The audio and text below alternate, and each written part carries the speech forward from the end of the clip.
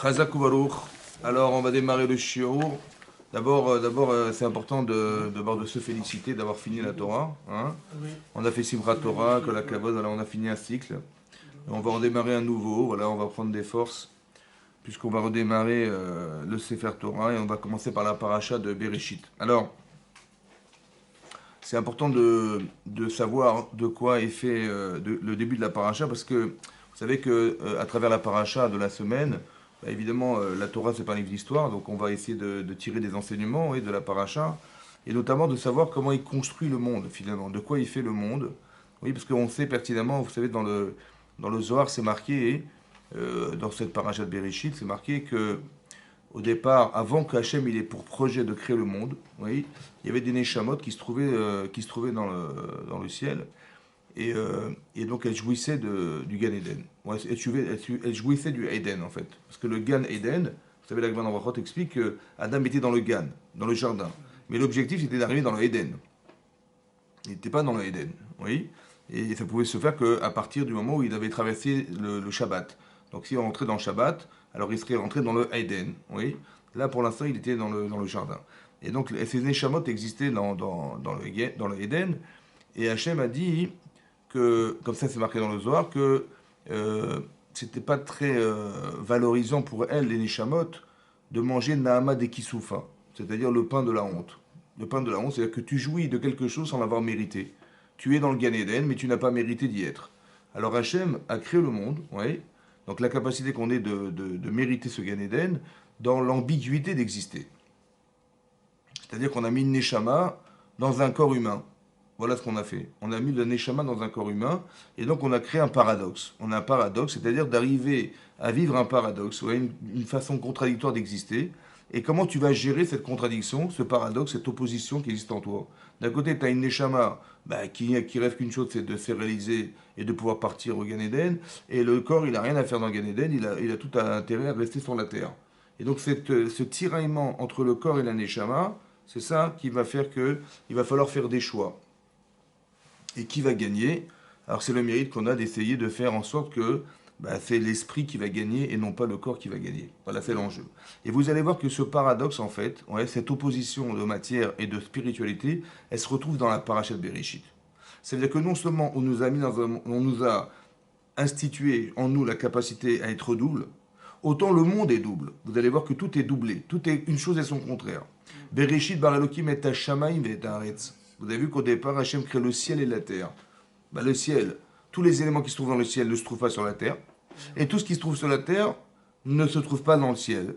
Mais c'est pas seulement que les éléments sont séparés, c'est ça aussi de dire que le ciel, c'est le spirituel, on va dire, et la terre, c'est la matière. On va essayer de nous mettre dans un élément qui est un paradoxe en soi, le ciel et la terre. Déjà dans la composition de l'être, de la terre, de l'espace dans lequel on vit, il y a un paradoxe. Ouais, il y a le ciel et la terre. Oui.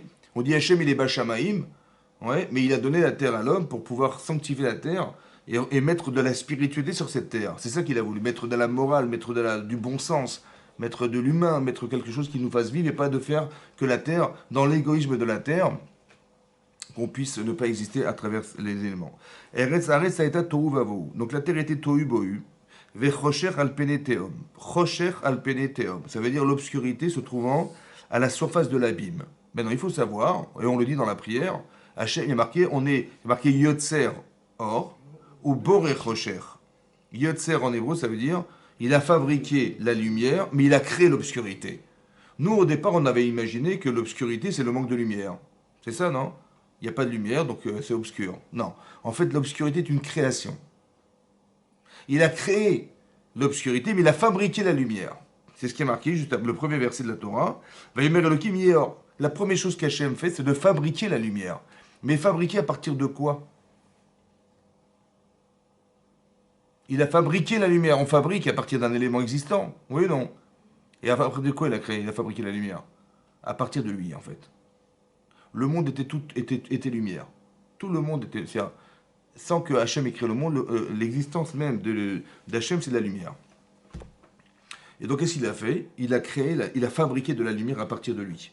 Cette lumière, en fait, elle a existé les quelques premières heures de la création du monde, parce qu'on sait pertinemment, plus tard c'est marqué dans la Torah, que le quatrième jour, il a créé les Mehorot, les fameux luminaires qui sont le soleil et la lune. Ça, c'est ce qu'il a créé après, le quatrième jour. Ça veut dire qu'il existait une lumière le premier jour, alors que, alors qu'il n'y avait pas de soleil. D'accord? Il n'y avait ni la lune qui fonctionnait. Alors on dit, il y a Hamid d'expliquer que cette lumière, c'est la lumière qui était en fait mise de côté plus tard. Mais cette lumière ne nous permettait pas de voir simplement, mais de concevoir. Vous avez compris? Quand on dit la Torah, c'est de la lumière. On dit Kiner Vidal et Torah or. La lumière, c'est la Torah. Pourquoi c'est là? Bah oui, quand j'étudie la Torah, je suis éclairé. J'ai une autre façon de voir. J'ai des questions, je trouve des réponses. Ça m'éclaire. Ça va? Voilà. Et donc l'éclairage qui vient dans la connaissance permet d'élucider des choses qui sont pas forcément, qui restent obscures dans la vie. Vous avez des questions dans la vie. C'est l'obscurantisme de la vie qui fait que j'ai besoin de la lumière, c'est-à-dire de la Torah, pour pouvoir m'éclairer dans la vie. Quel choix je vais faire, je ne sais pas. Alors je vais regarder dans la Torah, je vais trouver la façon de faire des choix. Mais cette lumière a été mise de côté. Pour qui? Pour les tzadikim. Ça veut dire qu'il y a une intensité dans la lumière, dans la connaissance du Hémet, qui ne se donne pas à n'importe qui. Pourquoi? Parce que la lumière, c'est un niveau d'exigence. Ça va? C'est comme si je vous disais, allez, dès demain, vous allez vivre comme Moshe Rabbeinu. Pardon? Oui, oui. Ça veut dire qu'il faut être capable de monter 40 jours et 40 000 sur le mont Sinaï pour recevoir la Torah sans boire et manger. Mais c'est le Hémet de Moshe Rabbeinu, ça. Vous avez compris, quoi? Ça veut dire qu'il est capable de... Il est tellement... comment dire? Il a une telle force de conviction que son corps est soumis à cette volonté. Il n'a pas besoin ni boire ni manger. Vous avez compris? Voilà. Et donc, ça veut dire qu'il a une capacité de penser qui maîtrise tellement son corps, ouais, qu'il est capable de ne pas manger. Et il a fait ça à 3 reprises. Parce qu'il est monté sur Mont Sinaï pour recevoir les premières tables de la loi. Il est remonté pour nous faire pardonner la faute du Vaudor. Il est resté jusqu'à encore rajouter 40 jours pour nous faire accepter la Torah à la deuxième table de la loi. C'est-à-dire 120 jours sans manger. C'est-à-dire le tiers de l'année sans manger, sans boire. Bon, ça veut dire qu'il a une capacité énorme de contrôle de soi. Mais ça, c'est l'exigence du tzaddik qui se met soi-même. Mais ça, c'est la lumière. Vous avez vu? Voilà. Et bien cette lumière, en vérité, elle a une intensité qui n'a de sens que pour ceux qui sont capables de l'accepter. Or, on n'est pas construit pour l'accepter. Alors Hachim, il a dit, on va la mettre de côté. À la fin des temps, on retrouvera cette lumière. Quand est-ce qu'on retrouvera cette lumière, à votre avis? Hein? Mashiach, Chazak. Parce que c'est marqué dans la Gemara dans Psachim. La Gemara dans Psachim. Que vous allez voir dans la Torah que, finalement, la lumière de la lune, elle va être diminuée. D'accord? La taille de la lune va être diminuée, donc l'intensité de lumière va être diminuée, mais elle va retrouver sa lumière quand le Mashiach viendra. Mais la lumière que nous aurons ne sera pas la lumière d'aujourd'hui. Ça sera une lumière qui sera 49 fois 7 plus importante que celle d'aujourd'hui. Et la Gemara dit là-bas, dans Psachim, que lorsqu'il y aura Triatametim, la résurrection des morts, qui va se passer bien plus tard, parce que comment ça va se dérouler? Il y aura le Mashiach, ça va durer X temps.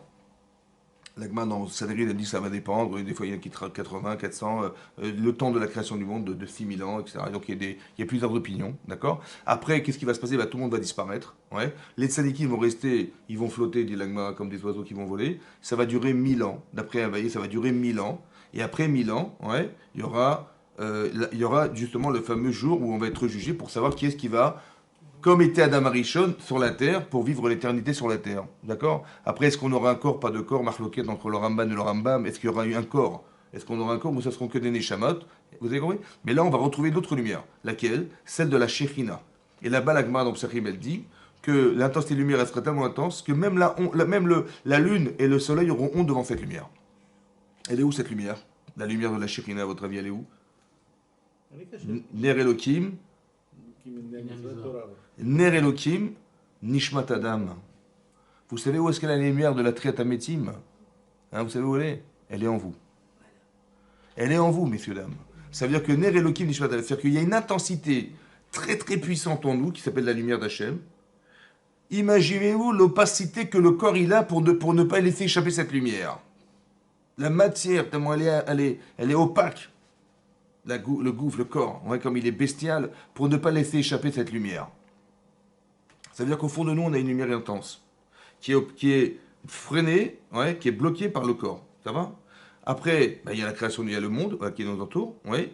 Il y a le rocher qui a été fabriqué qui a été créé par Hachem pour masquer sa lumière à lui. C'est ça, rocher, vous avez compris quoi? Que Yotzer Or, il a fabriqué la lumière, donc la lumière qu'il a mise de côté, mais Boré rocher. C'est quoi le rocher? C'est quoi l'obscurité? C'est ce qui fait écran. C'est quoi l'écran en vérité? À votre avis, c'est quoi l'écran? Où est-ce que c'est que le rocher? Oui. Ben, c'est que quand vous sortez dans la rue, ouais, est-ce que vous dites, ah oui, Dieu existe? Ah, ouais, c'est sûr et certain, il n'y a pas de doute. Est-ce que vous dites ça ou vous dites, bah, attendez, bon, qu'est-ce qui... Ah bon, où est-ce qu'il y a la preuve? Dis-moi ce qui est pour. Vous avez compris? Il n'y a rien qui démontre. En vérité, c'est une évidence. Parce que quand vous creusez un peu dans l'obscurité, hein, dans ce monde dans lequel on est, vous voyez qu'il y a des choses qui sont impossibles d'imaginer qu'elles soient venues par hasard. Quand tu creuses un peu, tu dis, voilà, tout ce que vous voyez là, comment c'est arrivé là? Je sais pas. Comment ça peut exister, carrément? Ça veut dire que, imaginez-vous, vous avez un élément, vous avez, je sais pas, vous avez le vent. Ouais. Ben, le monde ne peut pas subsister sans le vent. Ça va, il faut que la terre se dessèche. Sinon, elle est trop humide, elle ne peut pas vivre. S'il n'y a pas d'eau, il y a du vent, il y a tout ce qu'il y a, il n'y a pas d'eau. Il n'y a pas d'oxygène, alors, je n'en parle même pas, d'accord. Il n'y a pas de végétation, il n'y a pas tout. Donc, mais comment ça se fait qu'il y a de la végétation, il y a de la vie possible? Tous les éléments, les animaux qui sont là, ils sont arrivés comment? Je ne sais pas. Ils sont arrivés comme ça, on ne sait pas. Des milliards d'animaux qui sont arrivés sur la Terre. Comment ils sont arrivés là? Je ne sais pas. Nous, comment on est arrivés là? Je ne sais pas. Ça va? Comment les êtres humains sont là? On ne sait pas. Vous savez? Et la constitution humaine, ça veut dire que la complexité de l'être humain, la complexité de l'être humain. Il y a des gens qui fument, ça va? Bon, ben, ils ont des problèmes de santé. Pourquoi? Parce que leurs artères, elles se rétrécissent. Ça va? Et après, ils peuvent attraper des crises cardiaques. Mais c'est qui a mesuré la taille de l'artère? Oui. Tu vois tes mains, là, tu vois tes mains. Bon, ben, quand tu regardes un petit peu plus proche, tu vois, il y a des petits trous. Hein? Les pores de la peau. S'il n'y a pas de trous, on fait quoi? Comment les toxines, elles se sortent? Hein? Et qui c'est qui a fait le trou? D'accord? Mais quand vous réfléchissez, vous dites, mais c'est pas possible. Les éléments existants, déjà, je sais pas comment ils sont arrivés là. Et les éléments présents, et ben comme par hasard, je sais pas comment, ils ont un rapport l'un avec l'autre. Il y a l'équilibre naturel. L'équilibre de la nature. Ça veut dire qu'il y a des lois naturelles et il y a l'équilibre de la nature. Par exemple, on s'est amusé à massacrer les rats. On a été envahi par. On a eu des maladies, des trucs. On a tué les faucons, on a eu des maladies et que les rats sont arrivés. Il y a un équilibre dans le monde. Vous avez compris? Ça veut dire que c'est incroyable, mais c'est comme ça. Autant il y a un équilibre. Les éléments présents ont besoin les uns des autres. Ce qui n'est pas possible, par hasard. Et à part le plus grand des hasards, c'est que, un, que ça existe, deux, ça existe entre eux, et trois, on se soigne et on se nourrit par la nature. Ce qui est encore plus hasardeux. Vous avez compris pas? Alors, quand tu vois tout ça, je vous donne quelques petits exemples. C'est des brides de choses que je vous raconte. Mais pour vous expliquer que si le monde est intelligent, la Terre elle tourne à une certaine vitesse, toujours la même, la puissance de la puissance qu'il faut pour faire tourner la planète, parce que la planète elle tourne quand même à 1875 km/h. Bah oui, parce que quand vous divisez 45 000 km par 24, on est à 1875 km/h. Là on tourne, on va 2 fois plus vite qu'un avion, quoi. Ah oui, muscles, ça va? La Lune, elle est bien placée aussi, le Soleil est bien placé. Tout est réfléchi pour que la vie puisse être. Parce que s'il n'y avait pas la Lune, parce que vous savez que l'attraction lunaire, c'est elle qui permet de créer les marées. C'est connu, oui. Les marées, oui. Et donc, s'il n'y avait pas de Lune, ben, on serait envahi par la mer. Mais qu'est-ce qui fait que la mer ne nous envahit pas? Parce que l'attraction lunaire attire les eaux vers elle. Les eaux vers elle. Combien de temps elle met la Lune pour tourner autour de la Terre? Combien de temps ça met? Vous savez ou pas? Combien? Autour de la Terre. La Lune autour de la Terre, hein? La Lune autour de la Terre, pas du Soleil, de la Terre. Elle met 29 jours et 29 jours, un mois, 29 jours et 6 heures. Vous savez, dans la Lachote de Nida, il y a ce qu'on appelle Ona Bénonite. Ça veut dire le cycle Bénoni, ça veut dire le cycle moyen d'une femme. C'est combien? Ona Bénonite, c'est combien? C'est 30 jours. La Gemara dit 30 jours. Ouais. 30, voire 31 après certains poskim. Mais pourquoi 30? Parce qu'une femme, elle est nida, parce que la lune, elle met 30 jours pour tourner. Et elle tire les liquides. C'est pour ça qu'une femme, elle devient nida, au bout de 30 jours. Vous avez compris ou pas? Comme ça dit les Rishonim. Ça va? Pourquoi ça coule au bout de 30 jours? Parce que c'est la lune qui attire. Pourquoi les femmes, elles accouchent en pleine lune? Parce que la lune, elle attire. Vous avez compris ou pas? Bah oui, mais ça, c'est qui a fait ça? C'est Hachem. Vous avez compris? Donc c'est ça. Donc ça veut dire que vous avez compris que tout ça, ça a été réfléchi. Évidemment que ça a été pensé. Donc si ça a été pensé, c'est qu'il y a un penseur, c'est un penseur. Bah, il y a un bon Dieu, quoi. Il y a un bon Dieu. Ça va? Ce sont quelques exemples que je vous donne pour vous expliquer que le monde dans lequel on vit, il a qu'il a été réfléchi. Ça va? Donc de dire, ouais, il y a de dire qu'il y a des gens qui sont HS, qui sont athées. Oui. Pardon, athées. Ouais, et ils pensent qu'il n'y a pas de bon Dieu ici. Ouais. Oui. Ils sont HS aussi. Ils sont les deux. Souvent HSBC aussi. Mais non. Ben, souvent. Mais non. HSBC. C'est pour ça que quand vous voyez ça, vous vous dites, bon, ça vaut le coup de savoir qu'un jour Hachem s'est révélé au monde et qu'il nous a donné la Torah, parce que Il fallait bien qu'il y ait un penseur. S'il y a un penseur, il fallait bien qu'il y ait un projet derrière. Quel était le projet? C'est ça. Alors le projet, en vérité, derrière, vous allez comprendre quel était le projet. Ici, c'est marqué, donc Hachem, il a créé la lumière. Ensuite, c'est marqué, Vayar Elohim et Taor Kitov. Il a vu que la lumière était bonne. Vayavdel, il a séparé Elohim ben Or ben Achosher.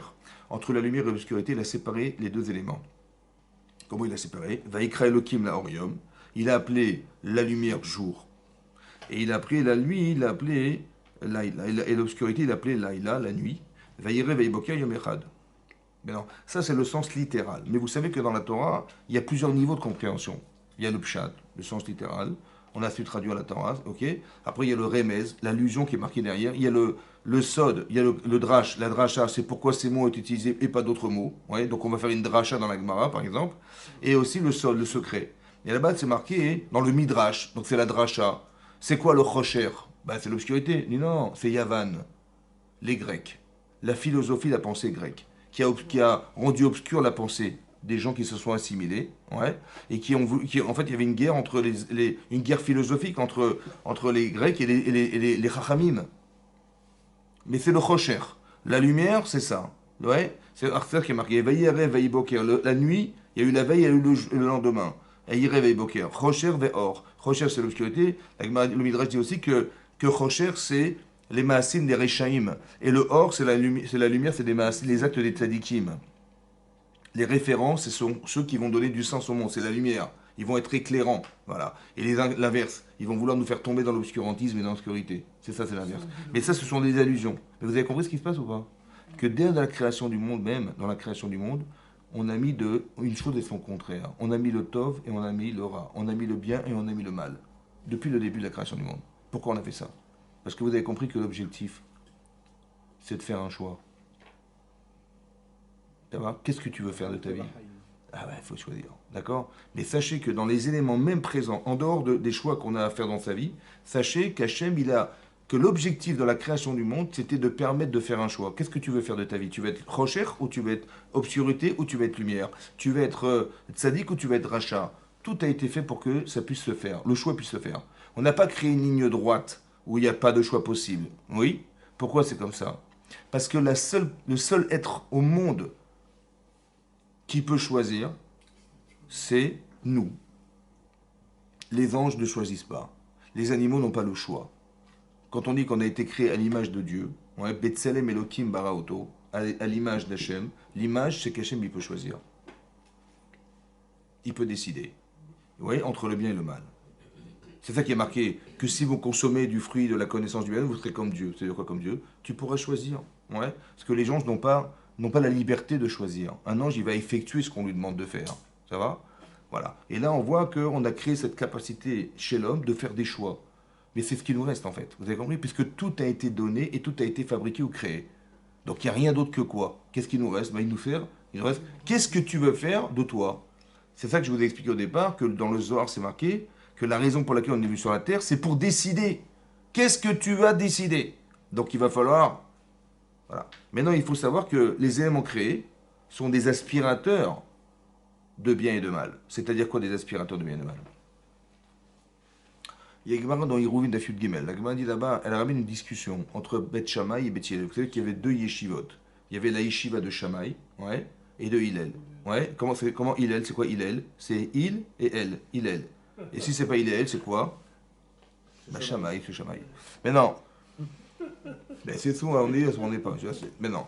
Il y avait deux yeshivot. Ok. Maintenant, ils ont eu une discussion bizarre. Il m'a fait marquer dans la Gemara qu'ils ont discuté pendant 2 ans et demi. Au départ, ils se sont posé le problème de savoir est-ce que Noach la Adam chez Nivra ou chez Nivra, est-ce que ça valait la peine de créer l'homme ou pas? Voilà quelle était la discussion qu'ils avaient au départ. Maintenant, entre Shammai et Hillel, est-ce que ça valait la peine de créer l'homme? Voilà, quelle est la question? Elle est un peu bizarre et farfelue parce que si Hachem a créé l'homme, c'est que ça valait la peine, non? Et bon, ils ont discuté de savoir si ça valait la peine. Beth Shammai, et Shammai, il a dit que non, ça valait pas la peine. Il fallait mieux pas. Il a dit que oui. Ensuite, c'est marqué, ils ont discuté pendant 2 ans et demi sur la question. Nimnu Vegamru, ils ont finalement conclu. Nimnu, ça veut dire qu'ils ont compté, ils ont voté pour et contre. Nimnu, c'est compter en hébreu. Ils ont compté les talmidim, les élèves, ils ont dit voilà, dites-moi ce que vous en pensez. Ils ont compté, Et ils ont finalement conclu, Gamrou, ils ont terminé en pensant que Noach Shladam chez Nivra, il valait mieux pas créer l'homme. Mais Arshav chez Nivra, dit la Gemara, maintenant qu'il a été créé, c'est-à-dire on est a posteriori de la création maintenant, qui savait pas le coup de créer, hein, mais a posteriori que ça a été créé, alors imashmesh ve ipashpesh bemaasav. Ipashpesh, ça veut dire chipus, les pashpesh, ça veut dire rechercher. Il faut que tu recherches en toi. Qu'est-ce qui est bien chez toi, qu'est-ce qui est pas bien chez toi. Qu'est-ce que tu peux bonifier, qu'est-ce que tu dois corriger dans ta vie, dans ton être. Parce que n'allez pas chercher plus loin que chez vous. Ça va? Ce que vous faites, c'est ce que vous êtes. Si t'es bête, tu vas faire des bêtises. Ça va? Si t'es intelligent, tu feras des choses intelligentes. Ça va? Si t'es nerveux, tu feras des bêtises. Si t'es coléreux, je sais pas, si t'es avare, si t'es ambitieux, si t'es orgueilleux, si t'es tout ce que vous voulez. Donc, en fait, ce que je fais, c'est ce que je suis. Donc, plutôt que d'aller corriger ce que j'ai fait, il vaut mieux d'abord corriger ce que je suis. Donc, la Torah dit, pêche, cherche en toi. Cherche en toi. Comme un peu de rechercher le Hametz. Hein? Voilà, on va rechercher pourquoi on recherche. Parce que le Hametz, en fait, c'est toutes les ambiguïtés qui sont chez toi, tous les doutes que tu peux avoir dans ta vie, tout ce qui fait, tous les refuges que tu essaies de soi-disant chercher. Alors, des fois, c'est conscient, des fois, c'est inconscient, mais essaie de chercher au plus profond de toi-même. Dans les moindres petits recoins, là-bas, s'il n'y a pas du Hametz. Ça va? Ça, c'est le Chipous, c'est d'aller chercher. Et mashmesh, essaie de palper tes actes. Tu fais des mitzvot. Quelle intensité tu mets là-dedans? Miyem mashmesh, ça veut dire essaye de palper tout ça. Ça va? Maintenant que ça a été créé, alors voilà ce que tu dois faire. Maintenant, comment on explique ça, hein? Qu'ils ont conclu finalement que ça ne valait pas le coup. Alors bien sûr que la réflexion n'est pas de savoir est-ce que Dieu l'a bien fait ou pas. Ouais, ça c'est pas ça l'objet de la discussion. Savoir est-ce qu'il a bien pensé, est-ce qu'il a bien fait, ça valait le coup. Non, c'est pas ça. Non. Hein? C'est fait, c'est fait. Oui, mais c'était quoi l'objet de la pensée, de la réflexion du départ, du sujet? Ouais. Est-ce que ça valait le coup de créer le monde ou pas? Ou de créer l'homme ou pas? Ouais. En fait, la question est la suivante. Dans quelle situation on est pour que savoir, ouais, est-ce que ça vaut le coup? Ça veut dire quoi ça vaut le coup? Ça veut dire comme ça. Est-ce qu'il y a plus de mises-votes positives ou de mises-votes négatives dans les 113 mises-votes? Il y a plus de positifs. Ou de négatives? Il y a plus de négatifs. Ou de négatives? Qu'est-ce que tu penses Négatif. Négative, évidemment. 348, hein. Évidemment. Voilà, il y a 348, il y a 300, pardon. Non. Il y a 365 autant que de jours dans l'année d'interdiction dans la Torah. Il y a 248 actions positives possibles, autant qu'on a de membres dans la vie, dans le corps. Ça va? Rappelez-vous toujours, 365 la vie, interdit, et 248 mitzvot assez, une mot assez. Ouais, il faut tasser, une mitzvot tasser, les mitzvot. D'accord?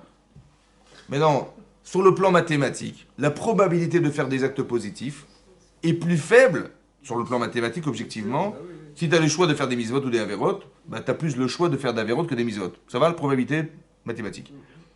Maintenant, Yetzeratov, Yetzerara. C'est qui est le plus fort? De toi, ça tire à rien. Un type, il est parti avec la caisse, si tu peux le tuer, super. Ouais. Après, va aider quelqu'un. Tiens, tu peux proposer un peu d'argent pour quelqu'un qui n'a pas de quoi manger. Pourquoi moi? Il n'y a pas d'autres personnes. Qui c'est qui veut lever la main? Tu vois? Donc c'est ça. Donc ça veut dire que faire une avera, voilà, direct, ouais. Mais faire une mitzvah, c'est patience, patience. Il y a personne ici? Il y a personne? Hein? Vous avez compris? Donc le tzara est plus fort que le satov. Ça veut dire la probabilité de faire des mitzvot, elle est faible. La volonté d'en faire est encore plus faible. Donc dans ces contextes-là, ça vaut le coup ou pas? C'est ça qu'ils ont dit. Non, ça valait pas le coup. Mais ça veut dire quoi, ça vaut pas le coup? Écoutez-moi bien. C'est comme ça. Pour changer. Vous avez remarqué que ce qui existe dans la nature va se répertorier dans le spirituel. Or, Vachocher, Shamaim, Vaaretz, etc. Oui? Maintenant, vous avez vu que quand vous prenez une pomme et vous la lâchez, elle tombe. C'est la pesanteur. De façon naturelle, on est attiré par la terre. La seule chose qui ne descend pas, c'est quoi?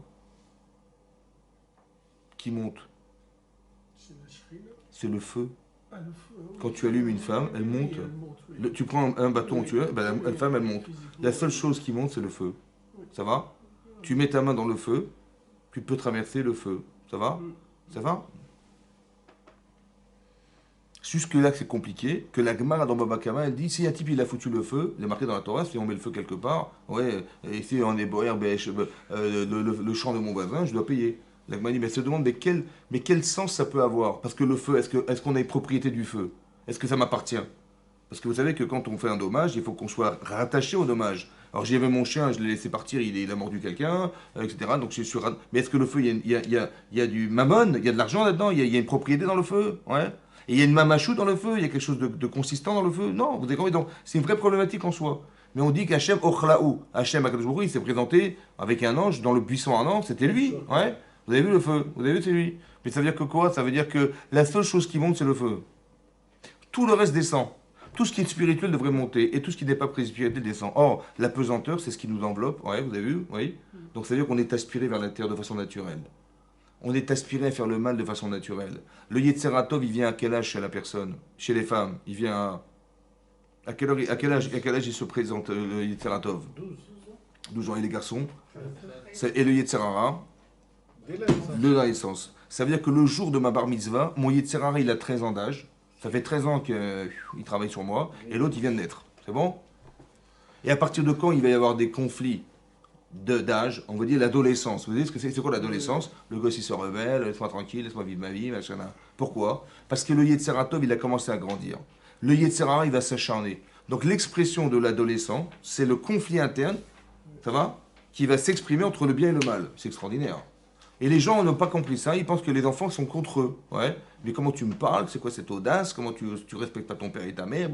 Il faut des baffes. Ouais. En fait, ils n'ont rien compris, les gens, c'est pas ça qu'il faut faire. Il faut justement dire le contraire.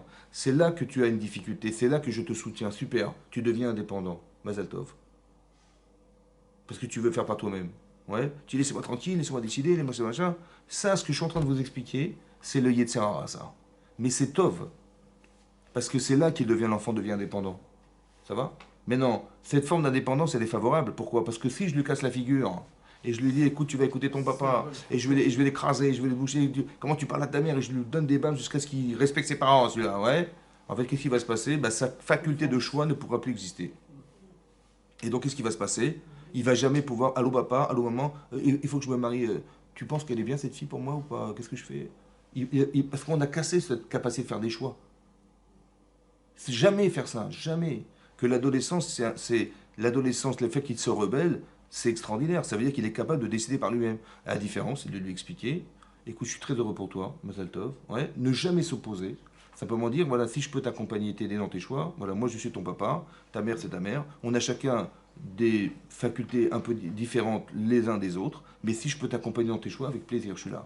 Mais jamais je rentre dans tes choix, ça va? Seulement si c'est dangereux, je te dis. Et si tu veux me faire confiance, écoute-moi. Un enfant qui entend ça, ça n'a rien à voir avec le fait que non, mais je suis ton père, tu écoutes bien ce que je vais te dire. Jamais comment tu oses me parler comme ça, comment tu oses me contredire, comment tu oses me machin. Vous avez compris? Il faut juste comprendre que c'est ça que les Chachamim t'expliquaient, que l'enfant il est bar mitzvah, jusque-là il était docile et gentil, mais après il va avoir un conflit interne. D'accord? Voilà. Ce conflit interne, il va vouloir s'exprimer de façon autoritaire chez lui, parce qu'il veut être indépendant. L'indépendance, c'est la faculté qu'a le Yetzirah de se manifester, d'être indépendant. Vous avez compris? Parce que qui est-ce qui est indépendant? Hachem. Mais nous aussi, on est indépendants. Vous avez compris? Pourquoi je sais ça? Ouais. Parce que c'est marqué là-bas, hein. Il y a plusieurs preuves dans la Torah, mais simplement de vous rappeler, le mot Adam, il est écrit avec Aleph, Dam. Aleph, Dam. C'est quoi Aleph? Aleph et Echad. Qui c'est qui est Echad?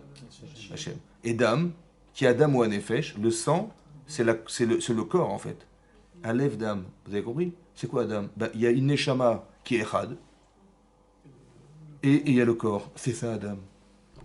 C'est l'expression du conflit interne entre ta Neshama et toi. Comment on écrit Aleph en hébreu? Aleph. Aleph, Lamed, Pesofit. Quand vous inversez les lettres, vous avez P, Lamed, Aleph. Pélé, c'est quoi Pélé? C'est le joueur, le champion. Non, c'est quoi Pélé? Pélé, c'est quoi Pélé? Hein? Comment?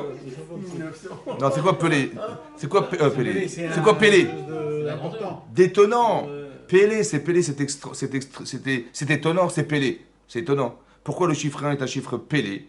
Echad, Aleph, c'est Pélé. Pourquoi c'est étonnant? À votre avis? Pourquoi le chiffre 1 est un chiffre étonnant? Là, vous avez vu que tout est créé en dualité. Il y a le jour et il y a la nuit. Il y a l'obscurité et il y a la lumière. Il y a le ciel et la terre. Tout est dualité. Il y a une chose au contraire. Mais il n'y a pas d'Echad. Il n'y a rien de Echad dans le monde. Il n'y a rien de Echad. Il n'y a rien de 1 dans le monde.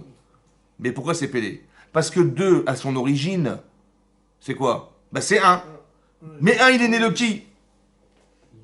De 0. Mais c'est pas possible. T'es pélé. Comme, tu dis 2, bah 2 c'est la quantité de 1. Mais 1, comment il est sorti 1? Comme les enfants disent. Et avant Dieu, il y avait quoi? C'est compliqué à expliquer ça. Mais il n'y avait rien. C'est lui, Echad. C'est ça. Il n'y avait pas zéro. Ça n'existe pas zéro. On dit ex nihilo. Le monde a été créé de rien. Mais non, il n'y avait que Hachem. Il n'y avait pas rien, il y avait tout. Vous avez compris ce que je veux dire? C'est l'inverse. Il y avait tout en fait. Echad, Echad, ça ne va pas se traduire par 1 en fait. C'est unique. Comme ça on explique. Echad, c'est unique. Ouais. Mais donc il y a quelque chose de Echad en nous. Il y a quelque chose d'unique en nous. Et le désir d'être indépendant, c'est de retrouver le Echad qui est en soi. Ça va? Et bien ça, l'enfant, il le recherche à ce moment-là quand il est en conflit interne avec lui-même. Mais il a reçu, à un moment donné, il dit, laisse-moi tranquille. Ouais. Mais pourquoi? Parce que les Sarara, il voit que, oh là là, tu commences à prendre de la place, toi. Ah oui, parce qu'il commence à devenir intelligent, il commence à apprendre la Torah, il commence à... Ah, ça va s'acharner, évidemment. Vous avez compris ça? Donc la rébellion, il faut juste comprendre ces mécanismes internes, ça va? Mais tout ce que vous voyez dedans existe dehors. C'est ça que je suis en train de vous expliquer ici. Que dans la création du monde déjà. Et où est-ce qu'on va voir ça? Parce que c'est marqué comme ça. Hachem, il va créer donc la lumière. Après, il va séparer les eaux. C'est marqué, il va séparer les eaux. Vous savez qu'au départ, il n'y avait que de l'eau. Il y avait la planète Terre, mais le ciel était de l'eau. Vayavdel Elohim, Hachem, il va séparer les eaux d'en haut et les eaux d'en bas, qui va appeler le ciel, le rakia, le firmament, et en bas, il y aura la mer. Voilà, l'eau, la mer. Maïm. D'accord? Maintenant, il y a marqué, il va Yavdel Elohim, il a séparé le deuxième jour les eaux d'en haut et les eaux d'en bas. D'accord? Et là, c'est pas marqué qu'il a vu que c'était Tov. Le seul jour où c'est pas marqué Kitov, oui, c'est le deuxième jour de la création du monde. Le premier jour, c'est marqué, il a vu que c'était bon la lumière. Après le troisième jour, etc., etc., il a toujours dit que c'était bien. Et le sixième jour, il dit, Vayar Hashem Elohim, Veine, comment c'est marqué là-bas? C'est une Vayar Elohim et Kol Asher Aseh, Veine Tov Meod. Le sixième jour, c'était Tov Meod. Carrément, c'était. Le troisième jour, il a dit 2 fois Tov. Hein? Une pour le troisième jour, il a dit 2 fois Tov. Le mardi.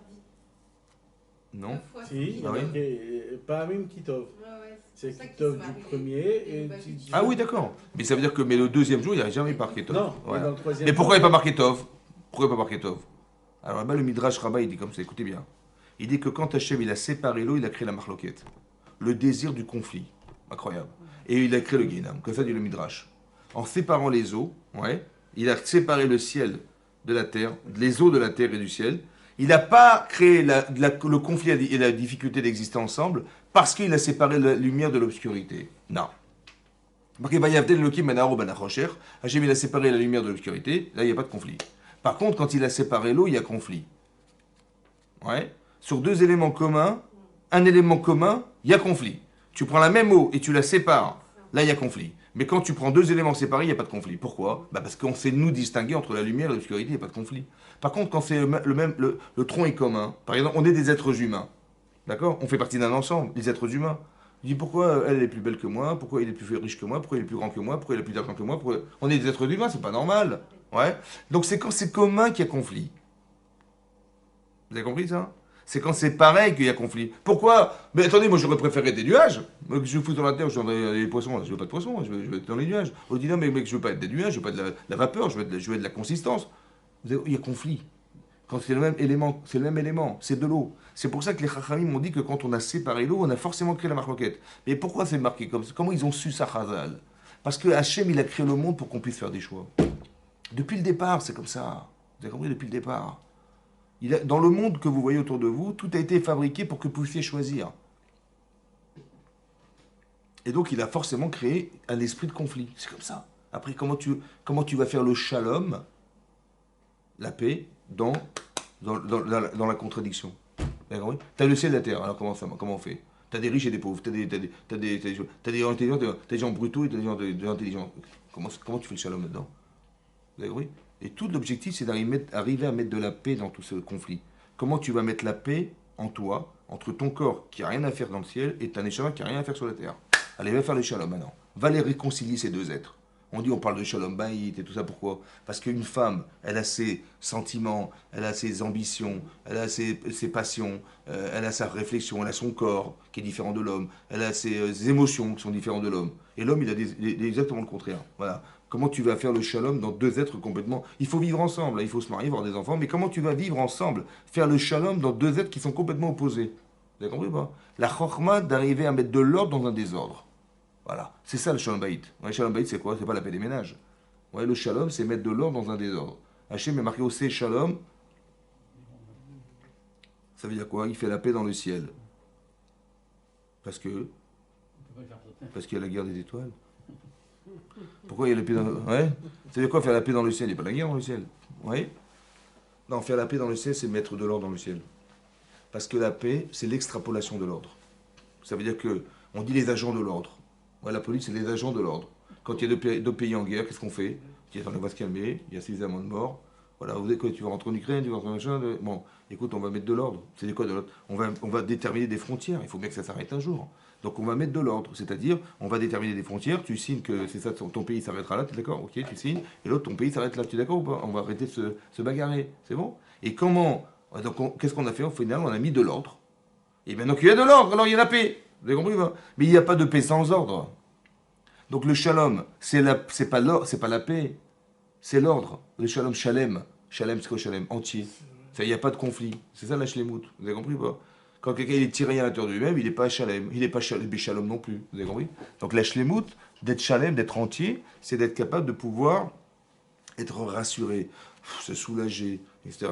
Que mon corps n'est pas en conflit avec ma... Maintenant, il y a un discours corporel, il y a un discours intellectuel. Vous avez compris? Vous avez un corps qui est animal.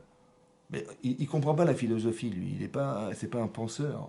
C'est un petit animal qui a faim et qui veut dormir et qui veut se protéger, qui a froid et qui... Voilà, c'est ça. C'est bon? Maintenant, comment vous parlez à vos animaux? Bah, il faut le plus simple possible. Hein, le plus simple possible. C'est bon? Par exemple, le Shabbat, c'est Me'ain Olam Haba. C'est à l'image du monde futur. Donc intellectuellement, je vais essayer de réfléchir en quoi le Shabbat, c'est Olam Haba. Je vais essayer... Mais qu'est-ce qu'on fait Shabbat? On mange, on chante, on prend du plaisir. Il y a du honneur, il y a du plaisir, voilà ce qu'il y a. Mais c'est pas ça le repas, j'ai pas compris. Oui?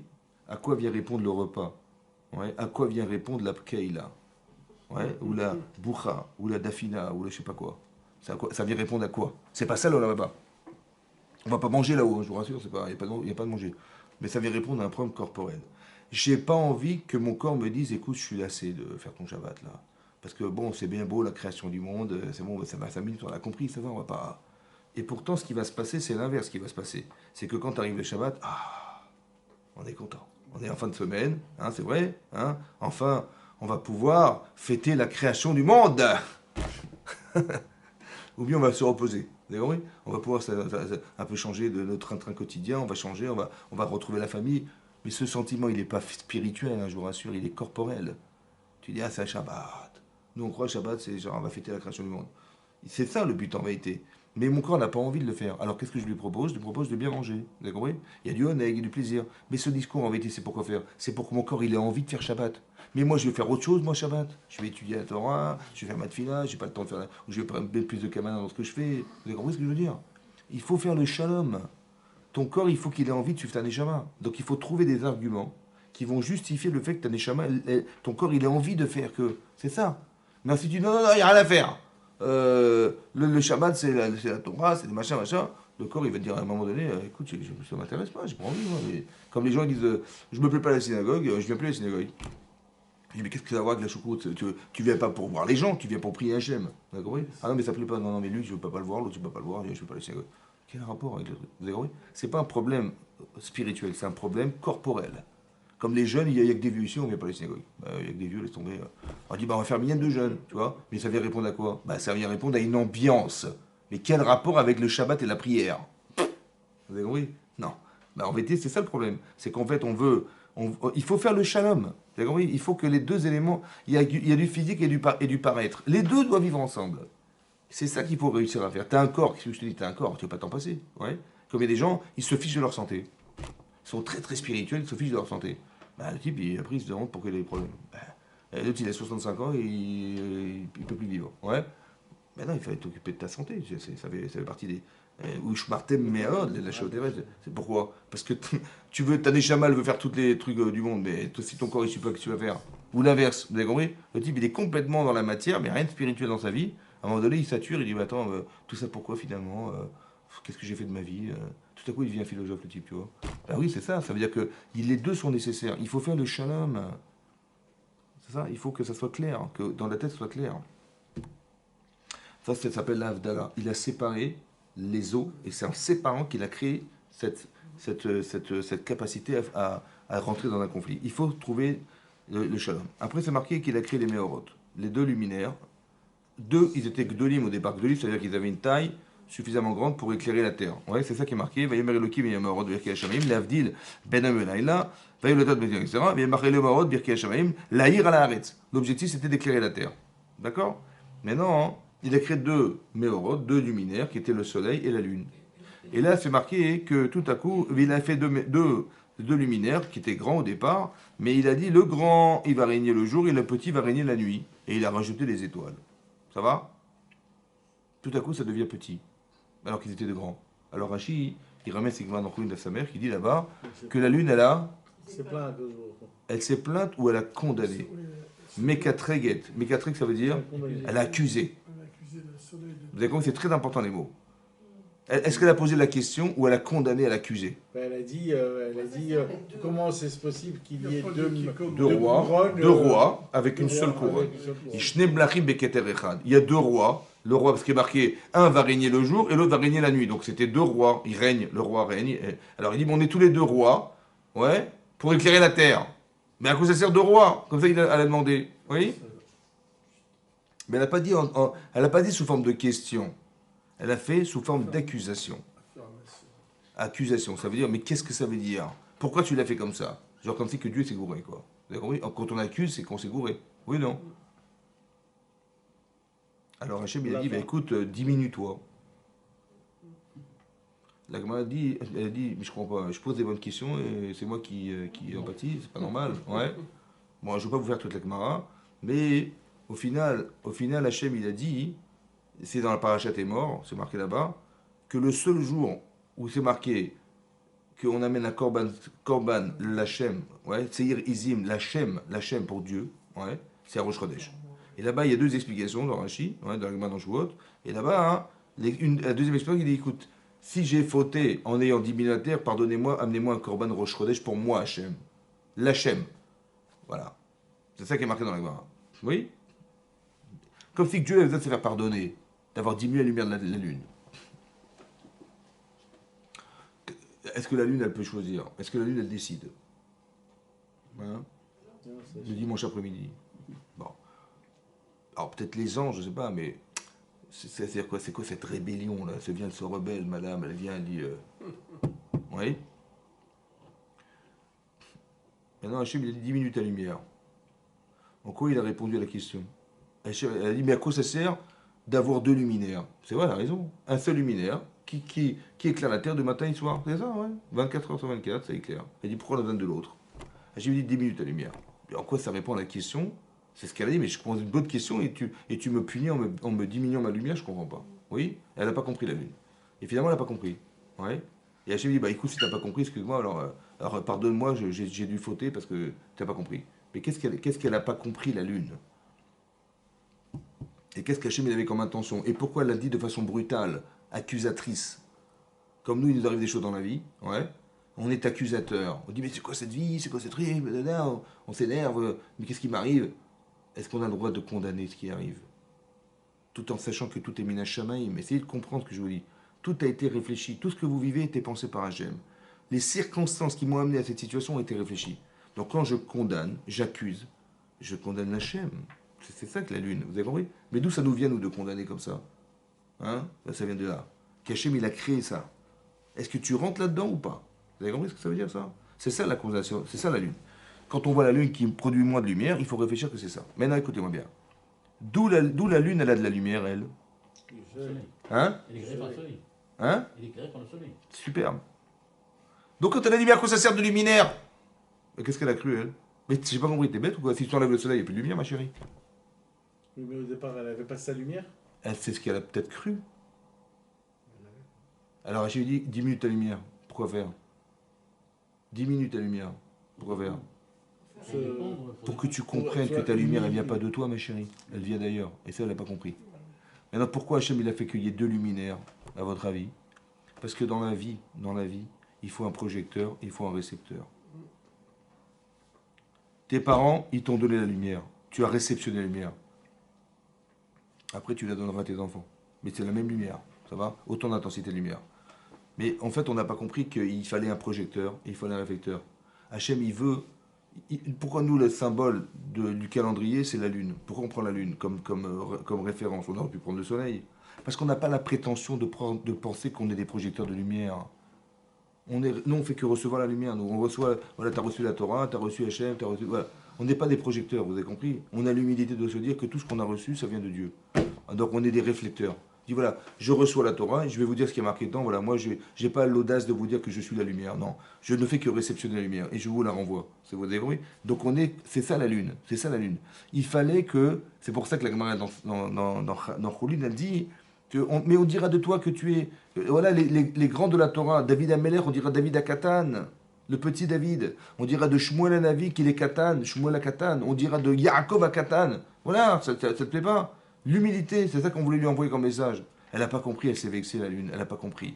Alors il dit, bah écoute, si tu n'as pas compris, ouais, alors excuse-moi, Hachem, alors amène-moi un sacrifice, je me suis trompé, je pensais que tu avais compris et je me suis trompé. Si ça t'amène à cette situation de t'entêter, alors excuse-moi, pardonne-moi, amène-moi un korban à Rosh Chodesh, le jour où on va compter le Chodesh, c'est là la lune qui apparaît, n'est-ce pas? Alors excuse-moi, pardonne-moi, t'as compris? L'humilité d'un que le jour dit, écoute, si tu n'as pas compris, c'est de ma faute, alors je pensais que tu étais au niveau, excuse-moi.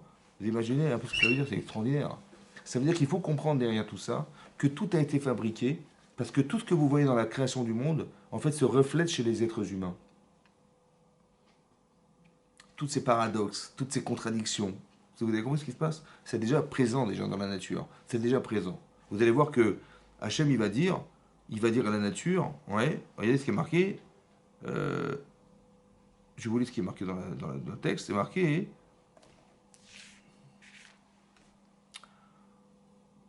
Là, il a créé les poissons, et après. Pardon, c'était avant. Il a dit comme ça. Il a dit, va écrire Elohim Yabasha Eres, donc il a appelé la terre terre. Voilà, Yabasha, c'est la terre sèche, la terre. Ouais. Et donc il a séparé l'eau de la terre pour laisser apparaître la terre. Ouais. Sinon, on aurait pris la photo de la terre, la planète Terre, il n'y aurait eu que de l'eau. Non, il a séparé l'eau pour laisser apparaître la terre. Et après, il a marqué, il a dit comme ça. Vaimer Elohim Techa Res Déché, que la terre produise de l'herbe. Esev Mazri Azera, une herbe qui puisse recréer de l'herbe, refabriquer de l'herbe, ouais, qui engendre de l'herbe. Aetz Peri Oseperi, mais que l'arbre fruit produise des fruits. D'accord? Ouais, les minots, selon sa sorte, Asher Zarobo, qui a été semé pour ça, à l'Aretz, Vaïchen, et ce fut ainsi. Vaïchen, et ce fut ainsi. Hachem, il a voulu que l'arbre fruit, c'est-à-dire que le tronc, il avait le goût du fruit, il produise des fruits, Vaïsken et Vaïken, ce fut ainsi.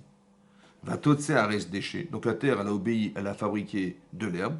Aesev Mazri Azera, donc un Aesev, une herbe qui était Mazri Azera, qui pouvait être semée et pouvait engendrer de l'herbe, les minéos selon sa sorte. Ve'etz Oseperi. Par contre là, Aetz, c'est le bois qui produit le fruit. C'est pas le tronc fruit qui produit le fruit. Non. Etz Oseperi, Asher Zarobo, les minéos, Bayar Elohim Kitov, et Hachem a vu que c'était bien. Mais c'est pas ce qu'il a demandé. Il a demandé que l'arbre fruit produise des fruits. L'arbre fruit. Maintenant, c'est marqué dans les Pirkei Avot. Be'asara ma'amarot nivra olam. Par 10 paroles, le monde a été créé. Quand vous comptez les Vayomer dans la Torah, il y en a combien? Exactement. Exactement. Il y en a 9. Ouais. Alors, c'est quoi le 10e? qu'il n'a pas fait. Le 10e, c'est Bereshit Bar Elohim. C'est un Mahamar. Le temps. Il a créé le temps. Hachem. C'est une notion qui a été créée, le temps. Bereshit, c'est le temps. D'accord? Il n'est pas marqué même, mais Bereshit par Elohim d'Hachem Dares, Bereshit, il a créé Bereshit. C'est-à-dire qu'il a créé la notion de temps. Ça fait partie des Asar Mamaot. Donc, on voit que Hachem a dit, Vayomer Elohim, ouais, Abara Kadabera. Abracadabra. C'est quoi Abracadabra? Abracadabra. On prend une baguette magique et Abracadabra. Ouais, oui. Mais ça veut dire Abara. Il a créé Kadabera comme il a dit. Abara Kadabera.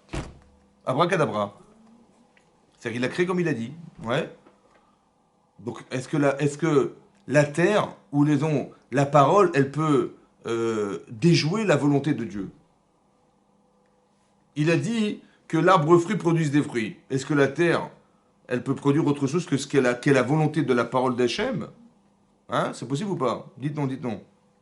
Non. Mais non, évidemment que non. Donc comment ça se fait que la terre, elle a produit elle a produit un arbre qui produit des fruits? Elle n'a pas produit puisque, si vous voulez, la parole d'Hachem, c'est sa volonté. Donc la volonté d'Hachem étant que l'arbre fruit produise des fruits, donc c'est ce que la terre aurait dû réaliser. C'est la volonté d'Hachem. C'est pas qu'elle est indépendante, la terre, ça va? Et pourtant, c'est marqué l'inverse. Ça, c'est un. Et deux, Hachem a dit, bah, malgré tout, un Yarkitov, c'est bon, c'est super. Voilà. Mais comment ça, c'est bien? C'est parce que tu voulais. Mais comment ça se fait qu'on dit qu'à l'époque, on pouvait manger même le tronc et c'était ça qui donnait la protéine?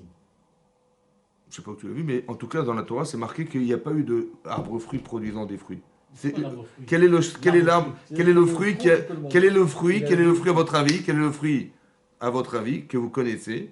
Il y en a un seul, hein, dont le fruit et le tronc a le même goût. C'est les olives ou les figues. T'as vous dit quelque chose ou pas? Le hétrog. La Gemara dans Souka, elle dit le hétrog, que le tronc de hétrog, le bois, il a le goût du hétrog. Vous avez remarqué qu'à Soukot, qu'est-ce qu'on fait? On prend le hétrog. Oui. Est-ce qu'on l'attache avec les deux autres? Non. La Gemara dit on ne l'attache pas. Mais nous, on a l'habitude de les réunir. Pourquoi on réunit? Pour les 4 espèces. Pour les... Rassembler les quatre. Mais pourquoi il faut faire?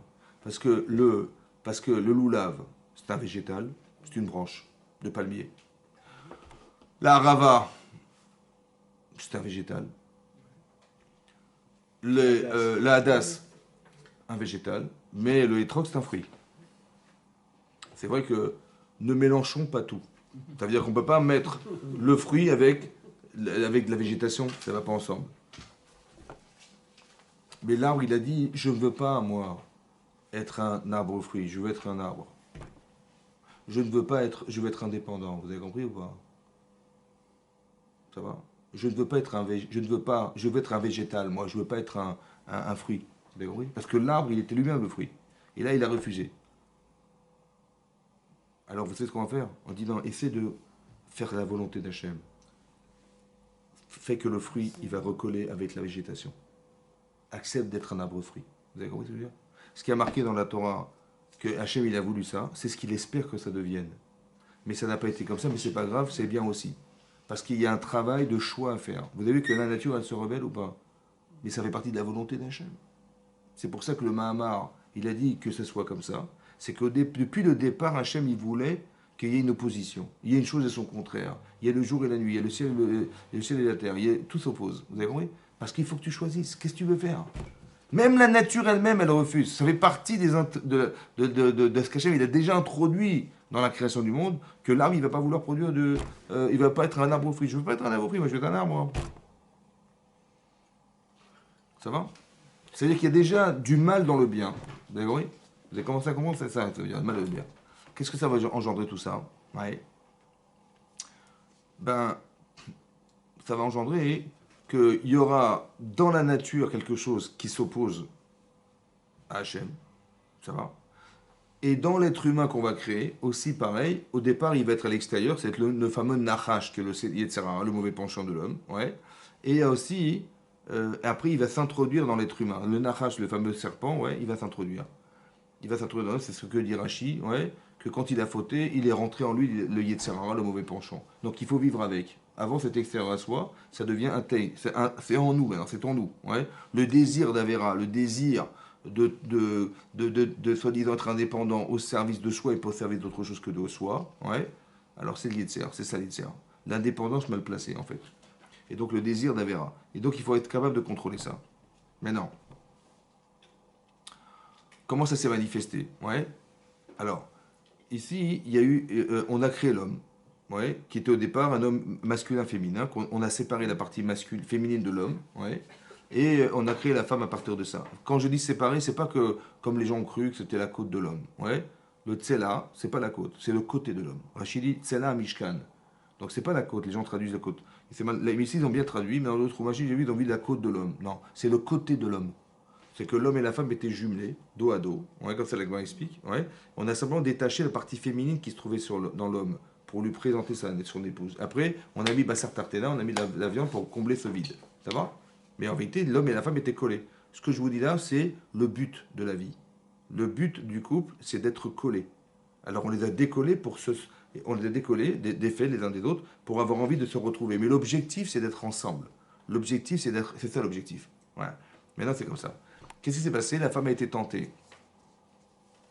Elle a vu que l'arbre, il était bon, il était tov, il était nechmad, il était ta'ava. Donc la femme qui est émotionnelle, ouais, elle est touchée par ce genre de choses. C'est pour ça, dit Rashi, que le Nachash, il n'a pas été voir l'homme, il a été voir la femme. Oui. Maintenant, on parle d'être exceptionnel, des créatures, ouais, des créatures exceptionnelles qui n'avaient pas de désir.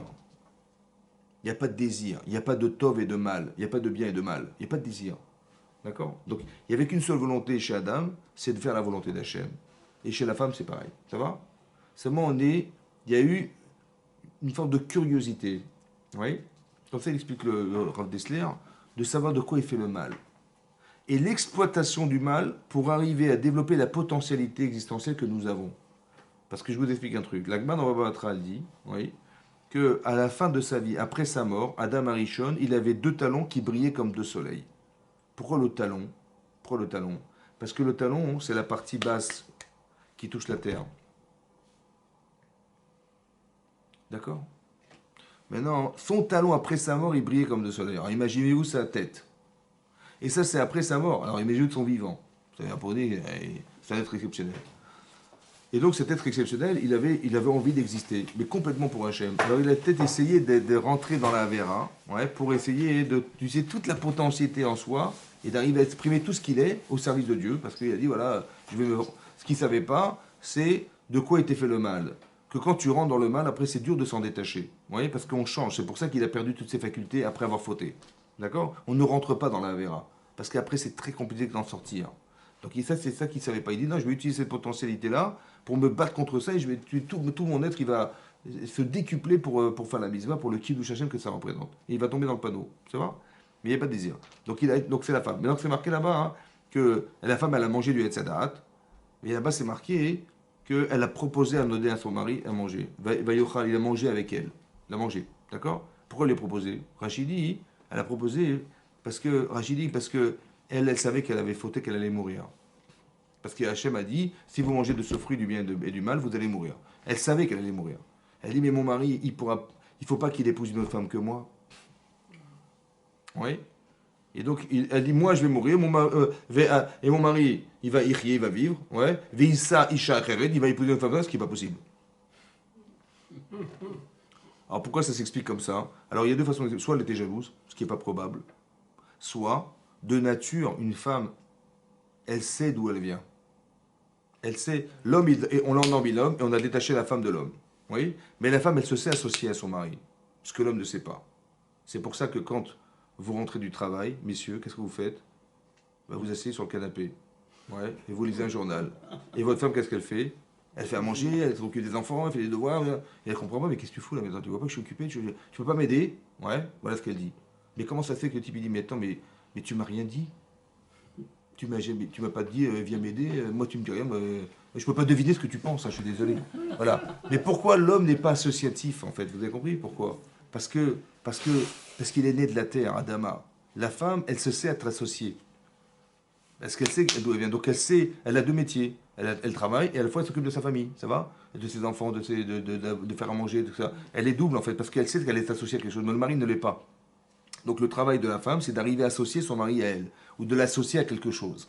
Et cette association n'existe pas chez l'homme. C'est la femme qui... Maintenant, par association, explique le Rav Meir Cohen, il a dit comme ça, on est lié pour le meilleur et pour le pire. Une femme, elle ressent ça très profondément. Elle dit, j'ai fauté, ok, j'assume, mais tu peux pas avoir une autre femme que moi, c'est impossible. Parce qu'on est associés. Par association, il faut que tu meurs avec moi. Vous avez compris ce qu'il a pensé? C'est pour ça, c'est pas de la jalousie. C'est que tu peux pas avoir une autre femme que moi, c'est pas possible. Voilà ce qu'elle a, elle, pensé. Il n'y avait pas d'autres femmes à l'époque. Oui, mais elle allait mourir, c'est ce qu'elle a pensé, mais Hachem, il pouvait pas faire que le monde puisse exister sans une femme. C'est impossible. Donc on va recréer une autre femme à partir de Adam. C'est ce qu'elle avait pensé qui allait se passer. C'est la façon dont elle a réfléchi la chose. Et donc elle a dit, voilà ce qui s'est passé. Qu'est-ce qu'a dit Hachem? Il a dit Hachem la chose suivante, écoute bien. À la femme, il a dit, ouais, il a dit, il y a marqué, arba etzboner, je multiplierai ta souffrance. Ouais, et là-bas, Rachid expliquait que c'est le tsar Gidul Banim. La souffrance, c'est quoi? C'est l'éducation de nos enfants. C'est ça qui est marqué. Tsar Gidul Banim, la souffrance d'éduquer ses enfants. Ouais. Il est marqué tsar, il est marqué arbe etzboner, ve'eroner. Eroner, c'est ta grossesse. Tu vois ce que je veux dire? Voilà. Ouais. Ou be'aitsev tel libanim. Et dans la souffrance, tu accoucheras. Ça va? Voilà. Khalat ou khlas. Voilà ce qu'il a dit à la femme. Ouais. Maintenant, quand on lit ça, on dit, bah, la pauvre Miskina, elle a été treha, elle a reçu une treha. Une treha, ça veut dire une baffe. Ouais. Une enceinte, une baffe. Ouais. Elle est tombée enceinte. Ouais, voilà, une enceinte. Maintenant, est-ce que vous pensez que Dieu n'a rien à faire que de mettre des baffes? Ça n'existe pas les baffes dans la Torah. Ça n'existe pas. Hachem, il ne met jamais des baffes. La souffrance est un moyen de réparer un problème. Alors à nous de réfléchir. Nous on est intelligents, vous êtes tous intelligents. Hachem il est intelligent ou pas? Bien sûr. Donc la Torah elle est intelligente ou pas? On dit, ah bah tiens, il va mettre des baffes. C'est intelligent de mettre des baffes? Hein, dites donc. Ça défoule quand même. Hein? Bah disons quand on veut pas faire du sport, c'est bien d'avoir un pitching ball à la maison, ça fait plus mal. Mais non. Évidemment que non. Donc comment ça s'explique? En quoi c'est réparateur de son problème? Alors je vais vous dire ce que j'ai pensé, que Dieu m'a fait penser, disons que grâce à Dieu. Je dis grâce à Dieu toujours parce qu'on n'a rien de nous-mêmes. Pourquoi elle a proposé à manger à son mari? Pour l'associer à sa galère, on a dit. Elle a dit comme ça. Mon mari, une autre femme que moi? Je ne peux pas imaginer de souffrir à l'idée que mon mari épouserait une autre femme que moi. Oui, non. Donc il a fallu qu'il meure pour ne pas que je souffre. C'est ça ou pas? Ouais. Parce que si je meurs et qu'il est vivant, il va épouser une femme comme moi, ce qui est impossible, c'est insupportable pour moi. Il faut, pour ne pas que je souffre à l'idée qu'il épouserait une femme que moi, il faut qu'il meure. On est d'accord ou pas? Hachem dit, tu te rends compte, tu l'as tué pour ne pas souffrir. Alors qu'est-ce qui va être réparateur d'avoir voulu tuer pour ne pas souffrir? C'est d'accepter de souffrir pour faire vivre. Tu as compris ça? Est-ce que tu es d'accord d'accepter de souffrir pour faire vivre à la différence d'avoir voulu tuer pour ne pas souffrir? C'est ça qu'il a dit Hachem. Tsar Gilou Banim, ça veut dire que tu vas retrouver tes enfants les problèmes que tu as aussi intérieurs. Ça va se voir chez tes enfants. Est-ce que tu es d'accord de les corriger, non pas par toi, parce que tu n'y arriveras pas forcément, mais à travers tes enfants? Tsar Gilou Banim, vous avez compris ça? Tout ça, c'est de la réflexion, ça, c'est de la pensée. Vous avez compris? C'est ça qu'Hachem a voulu faire. Est-ce que si ça te coûte rien d'avoir des enfants, bon, bah, tu vas donner des enfants. Mais non, il faut que tu vas souffrir de faire vivre. Parce que tu as pensé que non, il fallait qu'il meure pour ne pas que je souffre. Vous avez compris ou pas? C'est ça. Est-ce qu'elle calcule comme ça? Comment? Est-ce qu'elle peut calculer comme ça? Une femme, normalement, elle trouve un fruit qui est bon, elle le donne tout de suite à son mari, qui se régale avec elle. C'est ce qui a permis ça. C'est la souffrance de l'accouchement qui a permis le résultat de ce que vous dites. Une femme, elle a souffert pour avoir son enfant. Ouais. Et ben, parce qu'elle a souffert, elle va s'y attacher. Et elle va comprendre qu'on ne peut pas faire du bien sans avoir une forme de sacrifice personnel. On ne peut pas avoir la substance de l'émotion. Ça passe par un partage. Ça passe par il faut perdre quelque chose. Voilà. Et c'est quand tu perds que tu gagnes, en fait. Tu perds en toi, mais tu gagnes en spiritualité. Voilà. Et ben, il fallait passer par ce système qu'elle a refusé au départ. Ça, c'est la femme. À l'homme, qu'est-ce qu'il a dit? Écoutez ce qu'il a dit à l'homme. À l'homme, il a dit Kisha Marta, l'école Ishtecha. Tu as écouté la voix de ta femme. Hein? Bon. Kisha l'école Ishtecha, ouais. Et tu as mangé Tovara que je t'avais interdit de consommer. Alors, Arura Adama, la terre sera maudite. Ça va? Hein? J'arrive, après. Juste que je comprenne ce qui est marqué. Parce que tu as écouté la voix de ta femme, dit Hachem, et que tu as mangé du fruit de la connaissance du bien que je t'avais interdit de consommer, alors la terre sera maudite. Fin de là. Qui a rapport avec sa femme? Il fallait dire, parce que tu as mangé du fruit que je t'avais interdit de manger, la terre sera maudite. Tu n'as pas respecté ma volonté. Voilà ce qu'il fallait dire. Qu'est-ce que c'est avec sa femme? Parce que tu as écouté la voix de ta femme. Ça va? Oui, On va l'écouter, c'est bien. Hein? non, tu l'as déjà expliqué ça. Oui, mais c'est marqué. D'accord, j'ai compris, mais c'est pas le problème. Elle lui a dit ça, ok, donc elle lui a dit ok. D'accord, mais le problème c'est parce que tu l'as mangé. C'est ça la volonté. Il fallait pas manger. Ben, tu as écouté ta femme, ok, mais il fallait pas manger. Pourquoi on parle de sa femme? Alors écoutez, regarde. Imaginez-vous la force qu'elle a eue sa femme de convaincre son mari, la force de sa femme, la force verbale, la puissance, le corps radibour qu'elle avait pour arriver à convaincre sa femme de transgresser ce qu'Hachem lui avait interdit de consommer. C'est énorme. Maintenant, sa femme est émotionnelle. Donc je comprends. Elle a aussi, par la parole, émotionnellement, orienté son mari vers son désir à elle. C'est vrai ou pas? Elle a réussi à le convaincre de ses émotions qu'elle a eues et qu'il a été capable de consommer ce fruit. Ouais. C'est quoi son problème? Est-ce que lui, il est émotionnel de façon naturelle? Non. Regardez votre mari. Hein? Non. Maintenant, il dit dommage parce que tu es un homme. Et tu avais la capacité de dire non. Parce que tu n'es pas émotionnel. Tu dis, mais elle est tentée par ça. Toi, tu l'es pas. Tu aurais dit à ta femme, écoute, ma chérie, tu vas te revoir. Mais tu as écouté la voix de ta femme. C'est-à-dire que tu aurais dû être un homme. Vous avez compris ce que dit Hachem? Si tu avais été un homme, tu n'aurais pas fauté. Mais tu l'as pas été. Tu t'es laissé embrigader dans le discours de ton épouse qui est émotionnel. Tu es rentré dans le monde de l'émotion de ton épouse. C'est pas ça qu'il fallait que tu fasses. Parce que tu as écouté la voix de ta femme, c'est pour ça que tu as mangé. Il fallait que tu sois un homme. C'est-à-dire quelqu'un qui ne soit pas... Que des fois, ça te sert d'être rigoureux, d'être sans émotion. Des fois, ça te dessert. Ouais. Regardez à la fin du repas. Là. Mais non, ça te dessert. Maintenant, ça, à la fin, il y a souvent des tartes qui se baladent. Mais ce que je veux dire par là, c'est que les émotions, ça nous sert. Parce qu'il faut mettre des émotions dans la Torah, c'est sûr. Quand on est comme il y a la Torah sans émotion, ça marche pas. Donc ça sert. Mais des fois, ça dessert. Parce que l'émotion peut laisser glisser la personne dans la faute. Vous avez compris pas? Et c'est ça qu'il aurait dû maîtriser. Donc on a les deux sentiments. C'est pour ça qu'on doit devenir mâle et femelle. Vous avez compris pas? Que j'ai l'avantage d'être un homme et j'ai aussi l'avantage d'être féminin. Autant une femme, elle a l'avantage d'être féminin, mais elle aussi elle a l'avantage d'être mariée, d'avoir quelqu'un qui lui apporte cette capacité de maîtrise de ses sentiments. Ouais. Voilà. Ces émotions, ça peut amener de l'inquiétude. Une femme, elle a besoin d'être rassurée, d'être réconfortée, parce qu'elle est émotionnelle. Mais cette émotion, en fait, ce sentiment supplémentaire, son supplément d'âme qu'elle a, ça peut lui servir parce qu'elle peut avoir la prophétie, elle peut avoir de l'intuition, ressentir des émotions que son mari ne verra jamais de sa vie. D'accord? Mais ça va l'utiliser. Elle dit parce que tu as écouté la voix de ta femme, tu n'aurais pas dû l'écouter. Tu as compris? Voilà, tu as écouté la voix de ta femme. Il ne fallait pas l'écouter. C'est ça qu'on lui reproche. D'accord? Et donc c'est ça qui va arriver à ce que il y a un problème de shalom bayit en fait dans cette histoire. Vous avez compris ce qui se passe? Après c'est marqué à la fin, l'Agma dans Hérouville a dit que Adam Arishon il s'est séparé de sa femme pendant 130 ans. Il n'a pas eu d'enfant pendant 30 ans. Après, c'est marqué juste après, c'est marqué qu'Adam Yada et Tishto Chava. Il a connu sa femme. Ça veut dire qu'il a eu une relation avec sa femme et ils ont eu un enfant. C'est bon? Ils ont eu un enfant qui s'appelait, le premier enfant il s'appelait Caïn. Caïn. Pourquoi? Qui c'est qui l'a appelé Caïn, Rabbi? Qui c'est qui l'a appelé Caïn? Tu sais ou pas? Non, ça te dit rien? Ça me dit quelque chose, moi, ça me dit. Le Shabbat, on lit la paracha, samedi. Ouais? Qui c'est qui l'appelle? Marqué Adam Yada et Ishto Chava. Vatar. Vatelet Caïn. Elle est tombée enceinte et elle a couché de Caïn. Vatomer. Ça veut dire quoi Vatomer? Et elle a dit elle. Kanishi Ishet Hashem. Rachidi Kaniti Ishet Hashem, c'est la contraction de Caïn. C'est sa mère qui l'a appelé Caïn. C'est elle qui l'a appelé Caïn. Ça va? Ça veut dire quoi Kaniti? J'ai acquis un homme avec Hachem. Ça veut dire que leur premier enfant né, c'est toi, mon chéri. Elle lui a dit clairement. Ça va? Maintenant, là-bas, j'ai vu dans le Targum, vous savez qu'il y a le Targum Yonatan Ben Chetri, le Targum Yonatan Ben Uziel. Ouais? Le Targum là-bas. Parce que là, il y a le Targum de Ankelos, la traduction. Mais c'est pas la traduction.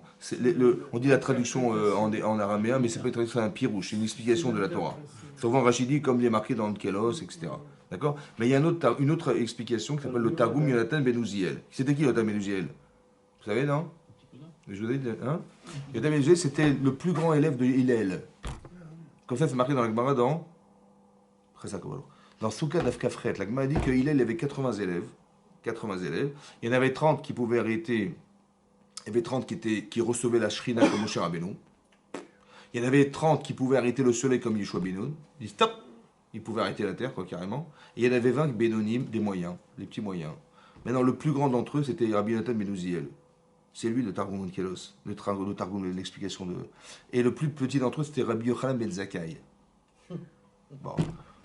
Maintenant, ça c'était les élèves de Hillel. Maintenant, pourquoi je vous ai ramené ça? Pour vous expliquer que lui, il a dit là-bas, le Rabbi Yochanan Ben Uziel, là-bas on dit de lui, l'Agma dans ce cas, il dit là-bas, que quand il étudiait la Torah, les oiseaux qui volaient au-dessus de lui, ils brûlaient.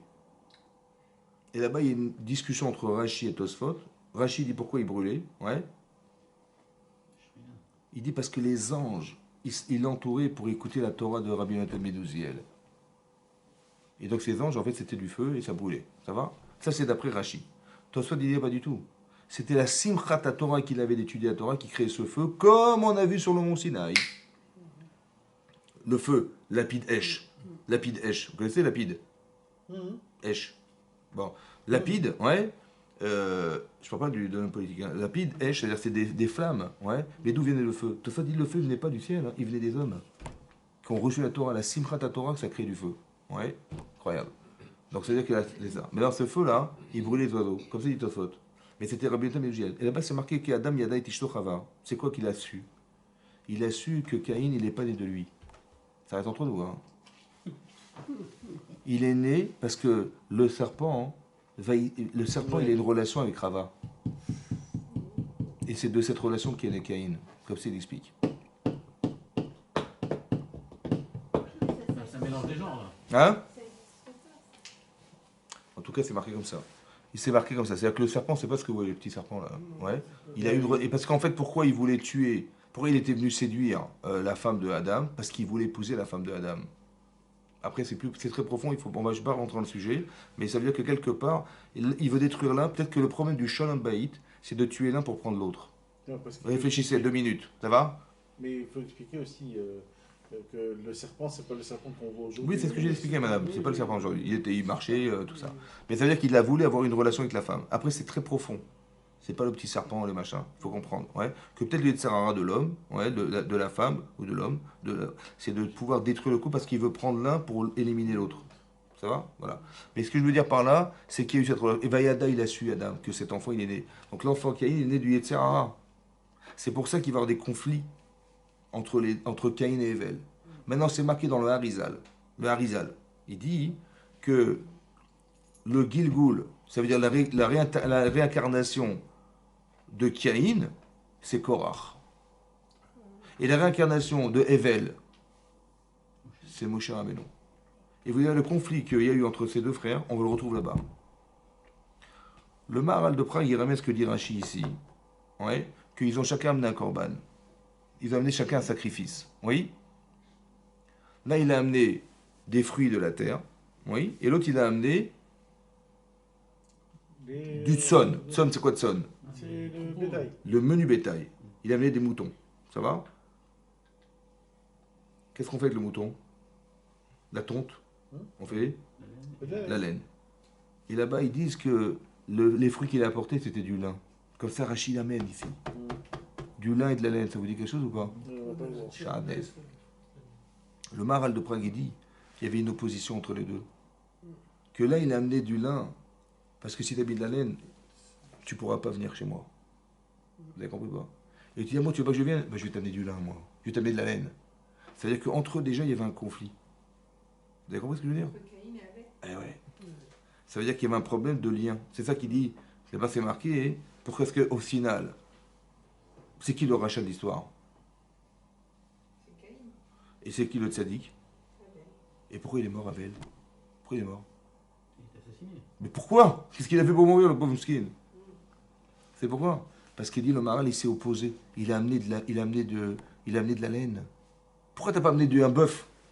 Amène un bœuf. Comme Adam Arishon, il a amené un korban. Il a amené un bœuf. Amène un bœuf. Pourquoi t'amènes quelque chose qui s'oppose à ton frère? Ça ne se mélange pas le lin et la laine, messieurs, dames. Pourquoi t'amènes quelque chose qui s'oppose à l'autre? Vous avez compris ce qui se passe? Comme ça, il a compris. Comment on écrit korban? Kouf, bet, resh. nun. Resh, bet. Nun. Ouais. Bet. Hein? Nun. Kouf, Resh. resh. Resh, bet. Maintenant, les dernières lettres, c'est quoi? Bet, nun. Nun, Bet, nun. korban. Korban, yaresh. Ouais. Kouf, resh, ben. Il n'y a pas Kouvav. Non. Korban, kouf, resh, bet, nun. Ouais. Maintenant, ouais. Alors ils disent que kouf, c'est un P. Kouf, comment t'écris kouf? P. Ouais. Kouf. Kouf, un kouf, comment t'écris kouf? Oui. Kouf, et P. vav, P. Ouais. Ouais. Resh, il y a un shin. Oui. Kouf, resh, bet, il y a un tav. Et Nun, il il y y a a nun. nun. Il y a nun. Ouais. Ça fait pishtan. Le lin. Pishtan, c'est le lin. C'est de là qu'ils ont su que le korban, c'était du pishtan. C'était du lin. Qui c'est qui a apporté le lin? C'est Caïn. C'est Caïn. Donc il a dit, mais moi je sais que toi tu as des animaux. Alors je vais t'empêcher d'amener de la laine. J'amène du pissenlit pour pas que tu amènes ta laine. Il aurait pu amener des pommes et des bananes. Non, non, il a amené du lin d'Afka, vous avez compris? Parce qu'il savait que le lin et la laine c'était. C'est-à-dire qu'il y avait un conflit interne. Oui. Mais en vérité, comme si que le conflit, c'était, il fallait faire le shalom. Vayomer Caïn et Level Achiv. Il a dit Caïn à son frère. Ouais. Et il s'est levé, il l'a tué. On ne sait pas ce qu'il lui a dit. Vayomer Caïn et Level Achiv. Et on ne sait pas ce qu'il lui a dit. Il n'y a pas marqué dans la Torah. Vayomer Caïn, je vous lis, c'est marqué. Vayomer Caïn et Level Achiv. Vayomer, c'est marqué comme ça. Il a fait des reproches. Vayomer Caïn et Level Achiv. Vayi biotam basade, vayakom. Il a dit à son frère, je ne sais pas ce qu'il a dit, Vayi biotam, alors qu'ils étaient dans les champs, vayakom et Caïn, il s'est levé Caïn, et Level Achiv, vayariou, il l'a tué. On ne sait pas ce qu'il lui a dit. Il n'a pas dit, Rachid, il est rentré avec Rachid dit lui en rien du tout. discussion. Non, Rachid dit rien. Non. Alors, c'est dans- Je te parle pas de Hachem. C'est lui qui a dit à son frère. Oui, oui, oui. Mais quoi? Il n'a rien dit. On ne sait pas ce qu'il a dit. Pas qu'Hachem, il a dit, il est où ton frère? Et Oui, il est j'ai bien rentré. compris. Ah. Mais que Caïn, je ne sais pas si c'est dans Rachid ou si Non. c'est dans un truc, il dit Nirtas Ito Bedvarim. Alors c'est Hachem, quand il parle à Caïn, Hmm. pour pas qu'il le choque, il a dit, il est où ton frère? Alors oui, alors il est pour pas qu'il le choque. Ouais, il a posé une question. Oui. Ça c'est Hachem quand il parle à Caïn. Ah, d'accord. Mais là on parle de Caïn, il s'adresse à son frère Evel. Et on ne sait pas ce qu'il a dit. Alors là-bas, le Targum Yonatan Ben Yosef, il dit que Caïn, il a dit à son frère, ouais, à la suite de quoi il a dit ça? Parce que Caïn, le Raman, il dit que Caïn, c'est lui qui a inventé la notion du korban de sacrifice. C'est lui, Caïn, qui a inventé cette notion-là. C'est très savant, c'est très intelligent. Et qu'est-ce qu'il a fait? Ben, il a copié son frère. Et donc, ils ont chacun apporté son korban. C'est bon? Maintenant, Hachem, il a accordé le korban de Evel, mais il a refusé celui de Caïn. Et là, c'est marqué Vaïcharaf. Il s'est mis en colère. Caïn s'est mis en colère. Vaïcharaf. Venaflou panav. Il est devenu blanc. Ça va? Maintenant, Hachem lui dit Lama charaf. Pourquoi tu t'énerves? Lama naflou panecha. Pourquoi tu es devenu blême comme ça? Je n'ai pas compris, c'est quoi la question? Il dit je te fais un cadeau, je te fais une offrande, et tu me refuses l'offrande de mon frère, qui est mon petit frère, hein, moi je suis l'aîné. Hein. Ouais? Et tu me demandes pourquoi je m'énerve? Mais je m'énerve parce que tu me refuses mon corban 1. Je t'offre des fleurs, tu me les refuses. Ah, ça se fait pas. Ouais, un, je m'énerve. Et deux, mais tu m'as fait la honte devant mon frère, mon petit frère. J'ai la honte. Ouais, tu m'as fait la honte. D'accord? Donc c'est normal que je m'énerve et c'est normal que j'ai eu honte. Oui, non? C'était quoi la question d'Hachem? Pourquoi tu t'énerves? Ben, je n'ai pas compris. Je m'énerve parce que tu m'as refusé mon corban, mon sacrifice. Et pourquoi j'ai honte? Ben, parce que tu m'as fait de la honte devant mon frère. Ouais? Oui? C'est quoi la question d'Hachem? Pourquoi tu t'énerves? Encore une fois, la lune, elle s'est plainte ou pas? Si je m'énerve, c'est que je me plains contre celui qui m'a refusé mon corban. Ça va? Est-ce que j'ai le droit de me plaindre? Attendez, si je me plains, c'est que Dieu s'est trompé. Oui, non? Il s'est trompé ou pas? Alors qu'est-ce que je devrais dire? Je dois avoir l'humilité de me dire, j'ai pas compris, là. Ça va? Mais j'ai pas dit j'ai pas compris. J'ai dit comme la lune, mais à quoi ça sert d'avoir deux rois et deux machins? Vous avez vu que ça se répète ou pas?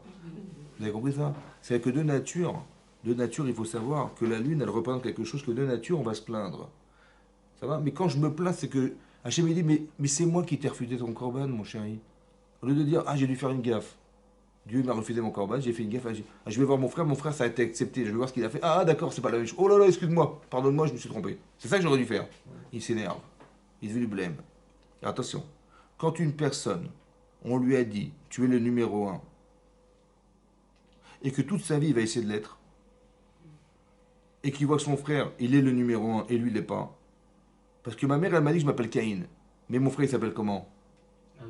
Evel. Evel, c'est quoi Evel en hébreu? Hein? Le souffle. Pas Aleph, pas avec un Aleph, avec un He. Oui, Hevel, C'est la vapeur, le néant. C'est ça, Evel. Mon frère, c'est le néant, c'est zéro, c'est la vapeur. C'est même pas de l'eau, c'est la vapeur. Ça va? Donc il est numéro 2, Ivana est numéro 2. Donc comment ma mère avait numéro 1 et numéro 2? Alors c'est qui qu'on va mettre en valeur? C'est lui ou c'est moi? Et Hachem, il a fait l'inverse, il a mis en valeur devant moi. Ça se fait pas. La frustration. Vous avez compris pas? Attention. Quand on amène à des frustrations dans la vie, ça peut créer des gens qui vont renier Dieu. C'est comme ça. C'est ça qu'on apprend d'ici. Hachem dit, pourquoi tu t'énerves? Ça va? Comme si que j'avais eu tort de proposer ça. Là-bas, le Targum, Yonatan Ben Yosef, il dit Vayomer Caïn et Level Achiv. Qu'est-ce qu'il lui a dit? Il a dit Leddin velet dayan. Il n'y a ni juge, il y a pas de din, il n'y a pas de jugement après la mort. Il n'y a pas de dayan. Il n'y a pas d'olamaba, il n'y a pas de geinam, il n'y a pas de salaire, il n'y a pas de châtiment, il n'y a rien. Sur ce éveil, il dit, mais si, il y a. Bien sûr qu'il y a. D'accord, il y a un jugement, il y a un juge, il y a rien. Il dit un moyen, tiens. Il a pris une pierre, il l'a tapé sur la tête, il l'a tué. Ça va? Donc par frustration, en vérité, il a renié Dieu alors qu'il était prophète. Vayomer Caïn et Level. Vayomer Caïn. Il parle à Caïn, Hachem. Oui, il parle à Caïn ou pas? Donc il était prophète, Caïn.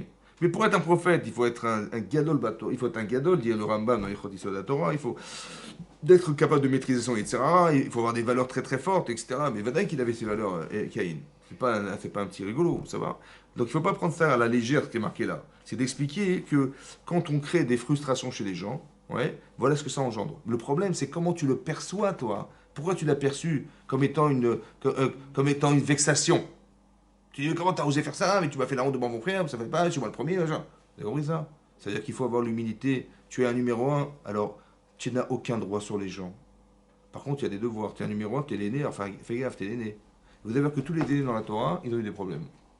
Tu as vu? Tous les aînés, ils ont perdu leur... Pourquoi? Parce qu'ils n'ont pas su gérer la pression de l'aîné. C'est peut-être pour ça qu'on fait le Pidyon Bechor.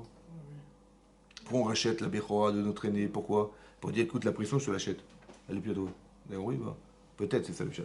Mais c'est intéressant que vous compreniez que le problème de Caïn, c'est ça, de savoir gérer le droit d'aîné qui est le sien. Hachem lui dit, imtetif seet. Si tu t'améliores, je te pardonnerai.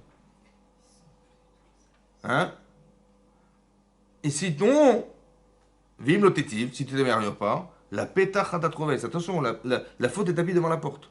C'est-à-dire que tu vas fauter, c'est sûr. Attention. Mais si tu t'améliores, c'est bon. Sinon, c'est quoi s'améliorer? Il faut faire quoi? Hein? Ça veut dire quoi? C'est quoi faire tes chouvas? Il faut aller faire quoi? Revenir sur ses actions et recommencer. C'est-à-dire, en français, oui. C'est-à-dire quoi faire tes chouvas? Non, ça veut dire qu'on revenir sur quoi? Quel est le problème? Réanalyser le problème, au lieu de mettre la faute sur Dieu. J'ai compris. Par exemple, tu dis, ta voiture est en panne. Ouais, qu'est-ce que tu fais? Tu vas chez le garagiste. Qu'est-ce qu'il faut faire? Il faut aller chez le garagiste. Mais il faut faire quoi chez le garagiste? Il faut réparer quoi chez le garagiste? Hein? Mais tu dois être garagiste. Tu dis, je vais faire tes chouvas. Tu dis, ben, je vais faire tes chouvas. Mais tu vas réparer quoi? T'as compris ou pas? Et tu t'améliores. Ben, il faut faire quoi? C'est comment on s'améliore dans la vie? J'ai pas compris. Je lui dis comment s'améliorer? Non. Non. Ben, c'est ça que j'aurais voulu savoir. Tu me dis, il faut t'améliorer. Ben, je veux bien, mais dans quoi? Dans quel domaine? Dans quoi? Il faut faire quoi? Si tu améliore-toi, sinon, hein, tu vas fauter, hein. Ah ouais, d'accord. Mais il faut faire quoi pour s'améliorer, pour ne pas fauter? Il n'a pas dit. Faire tes chouvas, c'est gentil, c'est joli, mais il faut remettre quoi en cause? Qu'est-ce qu'il faut bonifier? Qu'est-ce qu'il faut retirer? Je sais pas, moi.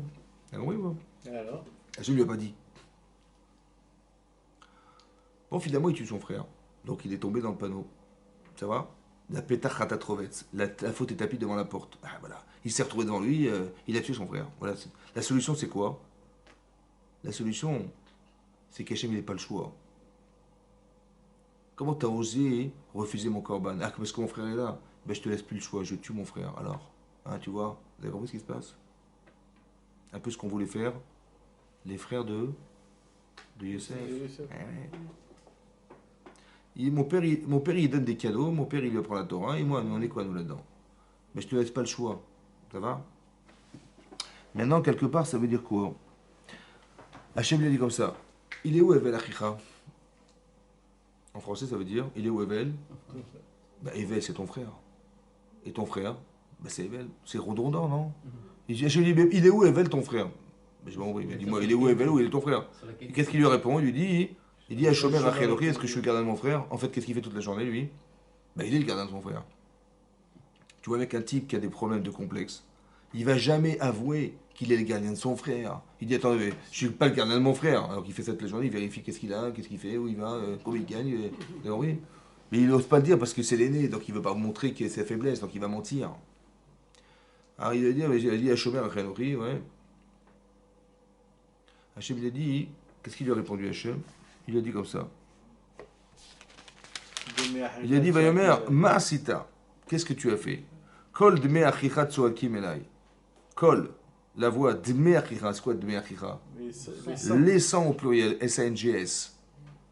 Comment ça, les sangs de ton frère? Il y en a combien? Ils sont 10 ou ils sont 20 ou ils sont combien? Il est tout seul. soit qui m'a écrit vers moi, mina adama de la terre, ve'ata, arurata mina adama, tu seras maudit de la terre. Asher patsta et pia, qui a ouvert sa bouche, la kachat et meachicha pour avaler le sang de ton frère, biadecha de ta main. Vous avez compris quelque chose? Il dit la terre est maudite parce qu'elle a avalé le sang de ton frère. Hein. Ouais. Heureusement qu'il n'y a pas de carnage, hein, parce que là, tu sais quoi que la terre est si ouverte pour avaler le sang de ton frère. Hein. Qui est à avoir et à la main, d'accord? Si tu t'améliores, je te pardonne. Il a dit, il est où Evel Achicha? Il dit, j'en sais rien. Il a cru qu'il lui a demandé, mais il est où ton frère? Oui. À quelqu'un qui est en faute, quelqu'un qui est un fauteur, c'est quelqu'un qui voit de façon superficielle. Alors il a dit, comme il a dit, ben, si j'ai éliminé mon frère, j'aurais pas de problème. Vous avez compris? Voilà. C'est comme les enfants, ouais. Quand le deuxième vient naître, oui, tout à coup, bizarrement, vous retrouvez des cheveux dans ses mains. Le nez, il a des cheveux dans les mains. Je ne sais pas d'où il a sorti les cheveux. Et vous voyez que l'autre, il a de moins de cheveux sur la tête. Bizarre, non? En fait, pourquoi? Parce que le deuxième, il vient prendre la place du premier. Parce qu'il doit partager sa chambre, il partage ses parents, il partage les bisous des grands-parents, il partage les cadeaux, il partage les cadeaux. Oh! C'est quoi cet intrus là? Qu'est-ce qu'il fout là, celui-là? Ça va? Et donc, il veut lui arracher la tête. C'est comme ça, il lui arrache la tête. Non? C'est ça, oui? Ça, c'est la réponse de l'enfant. C'est la réponse de l'enfant. Et c'est quoi la réponse de l'adulte? Hein? Ben, quand le type il dit, écoute, je vais me marier dans 3 mois, à telle date, tu seras là, j'espère. Ah, ça tombe mal, là, parce qu'en 3 mois, je ne serai pas là, je ne pourrai pas être là. Comment ça, tu ne seras pas là? Ben, si voilà, je dois voyager pour le travail et tout. Il dit, écoute, quand est-ce que tu reviens? Ben, je me marie à la date où tu reviens. Et le type, il va changer la date de son mariage pour que son frère soit présent. Au départ, il arrache les cheveux. Hein, ouais. Mais la réponse de l'adulte, il dit, mais non, mais sans toi, si t'es mon frère, la fraternité, je ne peux pas me passer de ta fraternité, il faut que tu sois mon mariage, c'est comme ça, vous avez compris pas? Hachem lui a dit, il est où Evel? Il est où Evel chez toi? Si tu avais su définir ton frère, il s'appelle Evel. Toi, tu t'appelles Caïn. Il s'appelle Evel. Est-ce que vous avez le même prénom? Non. Donc vous n'avez pas une identité commune. Vous êtes différents. Pourquoi tu as voulu éliminer la différence au lieu de te nourrir de la différence? Si tu avais su mettre un nom à ton frère, tu aurais dit, mais on n'est pas pareil. Mais oui, on n'est pas pareil. Donc lui, il travaille, lui, il est berger, moi je suis pas berger. Ouais. Mais pourquoi je suis pas berger? Parce que moi j'ai voulu continuer ce que Hachem il a dit à Adam Arishon, tu travailleras la terre. C'est ce que j'ai pensé faire, Caïn. Et Evel n'a pas pensé comme moi, bizarrement il a dit, je m'occupe des animaux. Je vais être un berger. Qui c'est qui était berger? Moshe Rabbeinu, David Amelech, les filles de Yaakov Avinu. Ils ont dit non, notre avoda, elle n'est pas dans la terre, nous. On est des bergers, on dirige. Vous avez compris ce que c'est ça? Il faut être maître des éléments présents. On n'est pas soumis à la terre. Vous avez compris ce qui se passe? Si tu avais seulement réfléchi à ça, tu aurais vu ton frère, il a autre chose à te proposer. Et si tu l'avais compris, tu l'aurais tué? Ben non. Maintenant, ok, tu n'es pas psychologue. Mais Achicha, il est où Achicha? Il est où ton frère? La fraternité. Si tu l'avais développée, la fraternité, tu aurais osé tuer ton frère? Hein? Ben non. Elle est où la fraternité chez toi? Elle est où? Il est où Evel chez toi? Vous avez compris ou pas? Si tu avais essayé de le définir, tu ne l'avais pas tué. Il t'étif, c'est si tu t'améliores. Ce que je suis en train de vous expliquer, c'est qu'est-ce qui est la source de son amélioration. Si tu avais su définir qui était l'autre, tu l'aurais jamais tué, tu te serais arrangé, tu aurais été meilleur. Si tu avais su développer la fraternité, tu l'aurais jamais tué non plus. Il faut juste réfléchir, qu'est-ce qui va permettre à Caïn de ne pas tuer son frère, de ne pas tomber dans la faute. Vous avez compris? La fraternité empêchera Caïn de tuer son frère. Autant que le fait de définir l'autre, de lui donner un sens, j'ai besoin de cet homme, j'ai besoin de cette différence. Pourquoi tu élimines la différence sous prétexte de quoi? Que ton corban, tes bêtises. Vous avez compris pas? Vous avez compris? C'est comme la lune, elle a dit, mais et pourquoi on est deux et un seul, ça aurait suffi? Si t'as pas compris, alors excuse-moi d'avoir créé le monde, hein, excuse-moi. Vous avez compris ce que fait Hachem? Vous avez compris ça? C'est ça. Vous avez compris ça? Ça veut dire que on est en train d'expliquer des mécanismes, en fait. Que lorsqu'on cherche à avoir, alors il y aura toujours des conflits. Mais si tu as compris la fonction, tu vois, le ciel, il a pour fonction de faire pleuvoir. Toi, tu as juste pour fonction de faire que les poissons vont naître là, ou que les hommes vont se déplacer sur la mer. Ou de faire qu'il y ait des marées hautes, des marées basses. Voilà. On a la même fonction ou pas? Non. Quand tu as compris la fonction, tu es en conflit? Mais non. Quand est-ce que je suis en conflit? Quand tu dis, mais c'est de l'eau et moi je suis de l'eau. Il y a du soleil, il y a le soleil produit de la lumière sur la terre. Mais moi aussi je suis de la lumière. À quoi ça sert? On est fait pareil. Non. On a la même capacité, mais on n'a pas les mêmes fonctions. La fonction, c'est de produire de la lumière. L'autre, c'est de refléter la lumière. C'est pas la même fonction. L'autre, c'est de faire pleuvoir. Toi, c'est de faire que les bateaux vont naviguer sur la mer. Pas la même fonction. L'un, il ne peut pas se passer de l'autre. Vous avez compris pas? Quand tu as compris la fonction, tu n'as pas de marloquette. Le conflit va naître dès l'instant où on croit qu'on n'a pas les mêmes avoirs. Vous avez compris? C'est quand on est en conflit dans l'avoir, mais pas dans l'être.